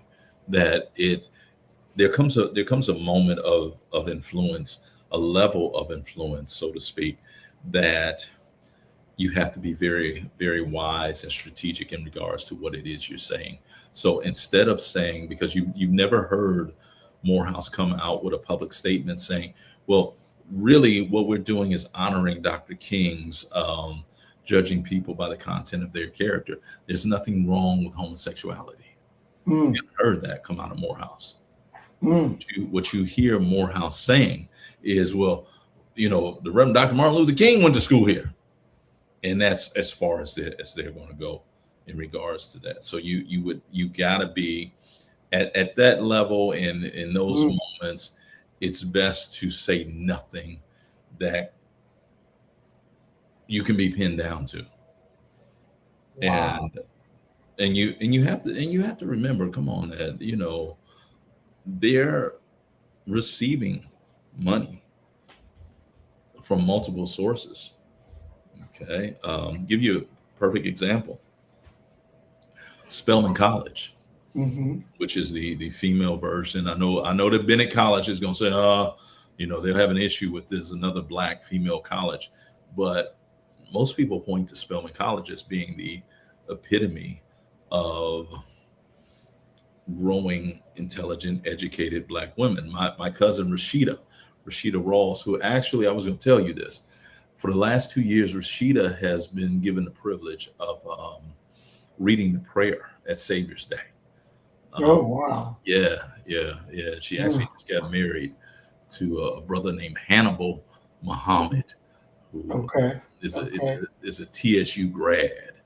They got Okay. they got married maybe a month and a half ago. Uh-huh. She actually contacted me and said that when they come to Houston, because he must have some connection with Houston, because he went to TSU, Mm. that they want to link up. But Spelman College, I mean, who's Spelman? Mm-hmm. It's John D. Rockefeller's daughter. So at the very moment that you have the epitome of black female education, it is linked Right. up with one of the greatest white philanthropists known to mankind, John D. Rockefeller. That's his daughter's name. Oh, wow. Yeah. So it's a whole lot more nuanced and sophisticated than just quite simply saying, well, we don't want that LGBTQ up in it. I can guarantee you that there are people within every institution that it turns their stomach, especially when you're talking about black folk, Mm-hmm. because regardless of what you say about where we come from and why we feel the way that we feel, we first and foremost came from the black church. And that's one of the primary foundational tenets of what we were taught within the church, Sunday sermons. There are people within these institutions, it turns their stomach, but they're wise enough and cautious enough to not say anything about it. And you'll never be able to pin them down in regards to saying it. Wow. Well, that's something else. That is something else. You would think that the people that at least teach there and give money there would hold up, what the institution should be about. Um, but just to punk out without even But wait a minute. In this era of cancel culture, hell yeah, they should stay. This is what we stand for. This is what we believe. And if you don't like it, then fuck you too. You ain't welcome. look here, I can tell you'll never be in administration nowhere.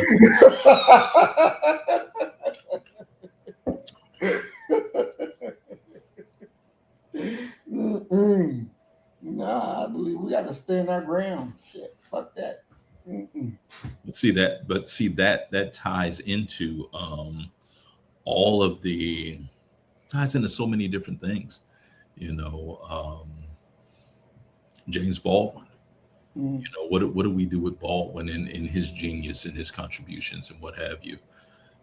A part of it is put you inside of a box where you almost feel as if, how can I put this? You're damned if you do and you're damned if you don't. On the one hand, you're calling for black solidarity. On the other hand, you're serving as a tool that's preventing it, because you're telling them that, if you can't calm this down, then you can't come. And so it's a wicked web. It is a wicked web that we have to deal with. And then especially when you're talking about the LGBTQ population, their reaction to this, and it's a reaction that, to be honest with you, I wholeheartedly understand.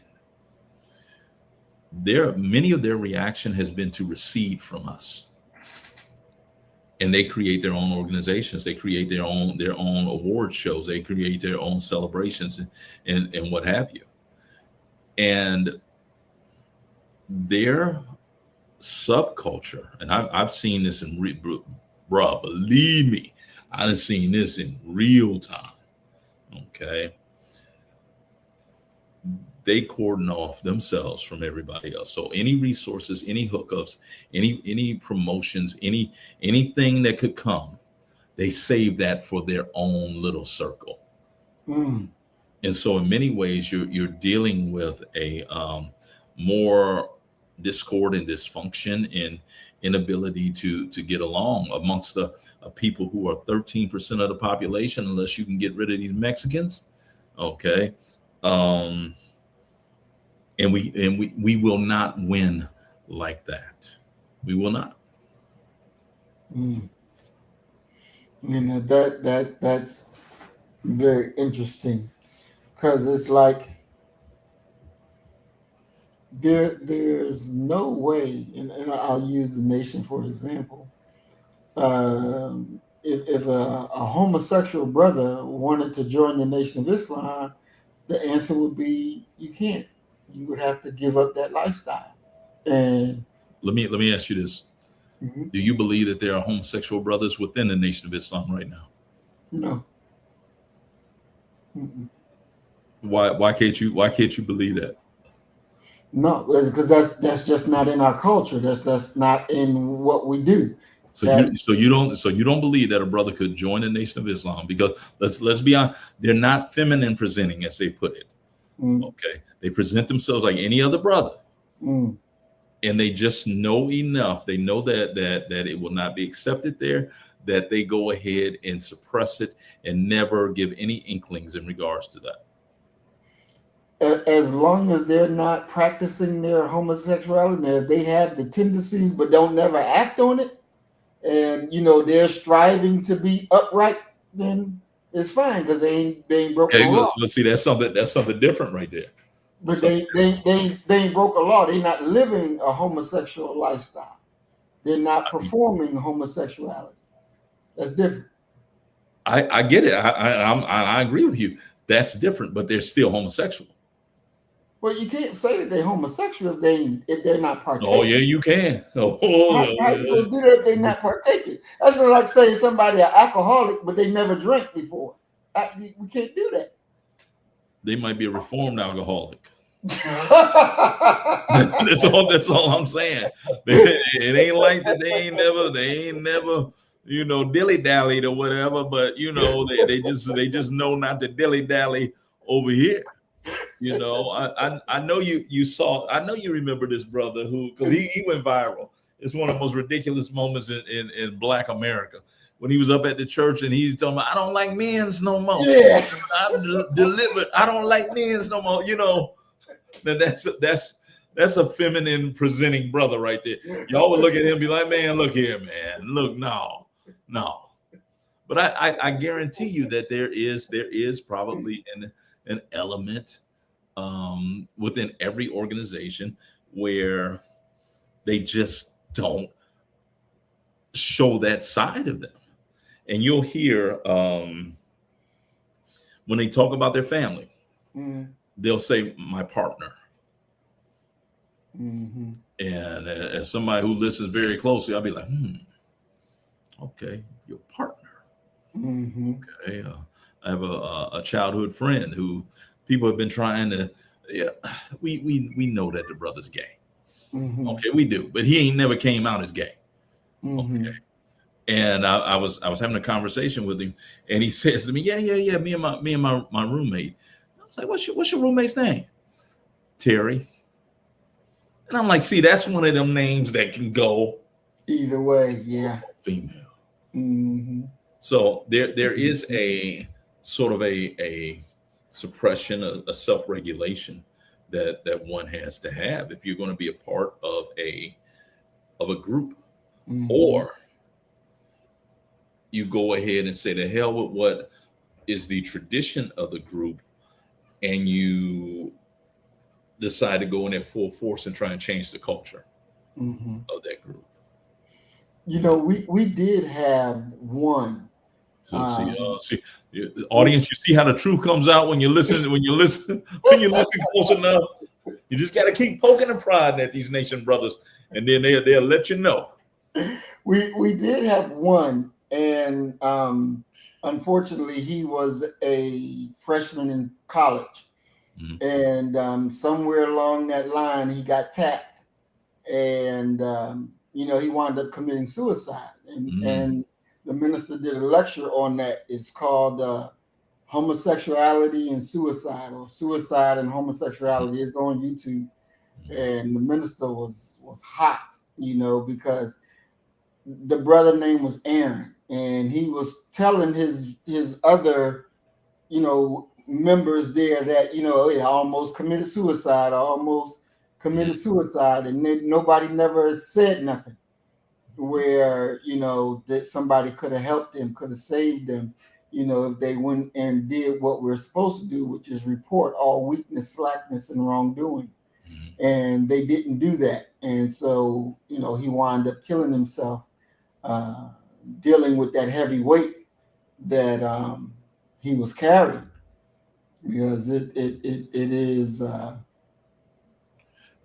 But see, this becomes, and I find that interesting what you just said, because it opens up the question of, would he still have been viewed as a member of the Nation of Islam if he's carrying that weight and he's struggling with that? And it creates a moment. You know, I come out of the Baptist church, and I remember my pastor, Reverend Dr. Johnny R. Heckert, who talked about a compromising church. And he says that when you're living under the rule of God, that there is no room for compromise. Because if you begin to compromise and you begin to slide, next time you look up, you way over here, when you know that what the doctrine says is over there. So there has to be some standards. But at the same time that you say that, where we are today is not the same as where we began previously. Those are, you know, that's the yin and the yang of it. Because if we're talking about the old guard, white generated Baptist tradition, we're talking about slaves obey thy masters. So I just think that we all have to find our lane and make our decisions upon certain stuff. Yeah. Well, you know, for me, like when I got in the nation, I had to do a year out on F times. And when you break a restrictive law, whoa, what are we talking about? You said a year out. Yeah. Now we talking about homosexuality, and you said no. Look at mine was fornication, but it was with a woman. You got to define out for us, because that, you know, because look here, you can get caught out there. Okay, I got caught out there one night, man. I was moonlighting at Houston Community College, HCC Central, and I love Black theater. And I was within walking distance where my car parked. It was not 15 feet away from the Ensemble Theater, the Black theater group. They were advertising this thing called a night out, and they were having food. They was having all kinds of stuff going on, right? And I'm like, oh, okay. I'm gonna go teach my class. I'm gonna swing through the ensemble, see a play. You know, it's gonna be a good night. Okay. Man, I'm up in there. I'm eating and I'm having a good time. I did not know that the out in a night out meant out. And I was in the throes of a divorce, financially destitute. So I was like, this is a good deal right here. And I wound up, you know, after a while, I think after I came up from oxygen for eating all the meatballs and stuff, that the food was excellent. Okay, and I'm looking around, I'm like, wait a minute. What's going on up in here? You know, and that's how I ended up at a night out. You know, with no sisters trying to holler at me and nothing like that. And a brother or two came and sat on the bench next to me, and I gave what up? I had no idea that I had to slip up because I didn't read the fine print. Okay, I did not read the fine print. I was looking forward to that, man. I said, man, they're gonna have food there and all that, man. I'm on my way. So that's why I'm asking for clarity, brother. When you use the word out, you said you was out for a year. It's better to ask than to draw your own conclusions. Yeah, don't draw no conclusions. Stay right with me. Stay right with me. Don't go ahead. Just stay right with me. Start piecing it together, brother. Talking about, he said this and then he said that. Come up with something that was never intended. No, I did my year out. I was having a relationship with an MGT. We eventually got married. After we got back in, we got married. But yeah, that. When the brothers went and told on you? No, I told on this. Is that weight of that guilt. Snitch.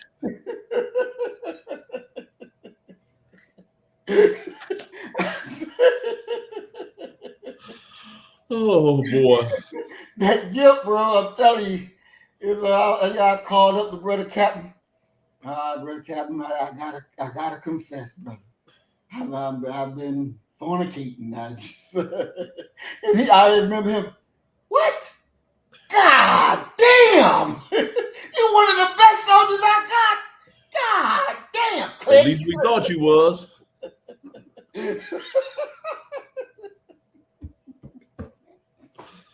Oh, say it ain't so. Oh boy. All right. Well, we're at the end of our time, and this has really been a good program today, boy. Wow. So, Doc, with your closing comments, talk about what did Johnson and Johnson, or not Johnson Johnson, but what did Ebony and Jet, the magazine, what did it mean to us as a people? Because I think it first started as Negro Magazine or something like that. The thing is that independent black periodicals that are representing our people, we took pride in them. That there was a certain standard.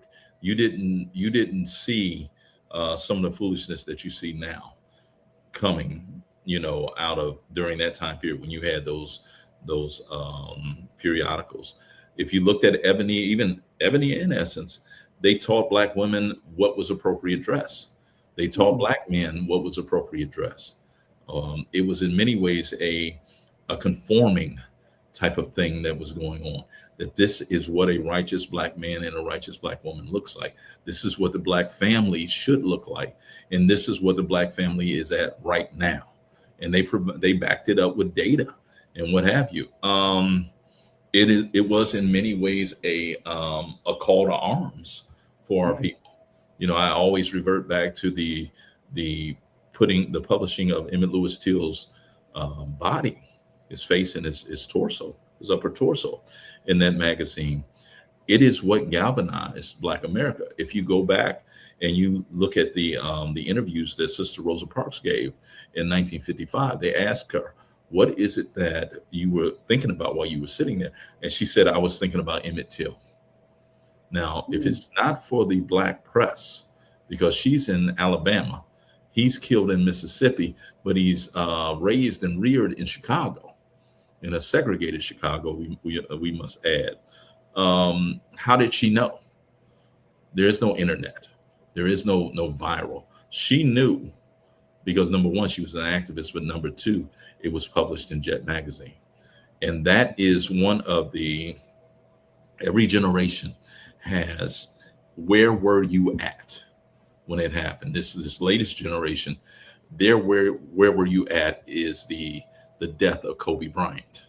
They can tell you where they were. Other people can tell you where they were when 9/11 occurred, when the towers fell. That's the role of the Black media, to inform, to inspire, to educate, and to, in many ways, go a great distance towards showing us who we are so that we can battle out and sift out what is positive and what is negative, and yet at the exact same time, manufacture consent so that we understand that at the end of the day, we are Black, and we are in many ways fighting a struggle against an enemy. And this enemy is sometimes it even looks like us, who is seeking to kill, maim, and destroy all of us. And I yield, brother. Great being here, man. Great show. Most definitely. Thank you, Doc. Thank you. And we want to thank everybody that's in our audience. We want to thank everybody that chose to chime in our chat. Matt 285, peace and blessings, bro. Thank you. Christina Williams, peace and blessings, Queen. We're glad that you're here. Let's see who else we got in here. Myself, not in my name, peace and blessings. We're glad that you're here. Brother Willie Rivers, peace and blessings. We are glad that you all are here, and those that are still watching that even just did not leave a comment. We are glad that y'all here. We don't take anything for granted. And if I can add this before we close out, if you come across a problem that you think that you can't solve, hit Mac up, because Mac is plugged into the underground economy in many different ways. Instead of referring to him as Mac, I humbly request that you change your name to I know a guy.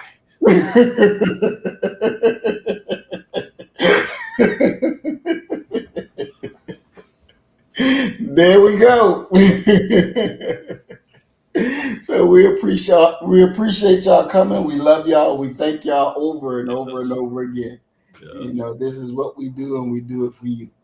As we always say, you kill the nigga in you, I'm gonna kill the nigga in me, and our God will reign supreme. We are Black first. Today, yesterday, and tomorrow. Max said he is the hookup. All right, hey. All righty. Peace and blessings, y'all. Love y'all. So you better get the message and get it straight. You're gonna need some bridge work. It's simple as that. Because we're living in judgment. We're living in implementation.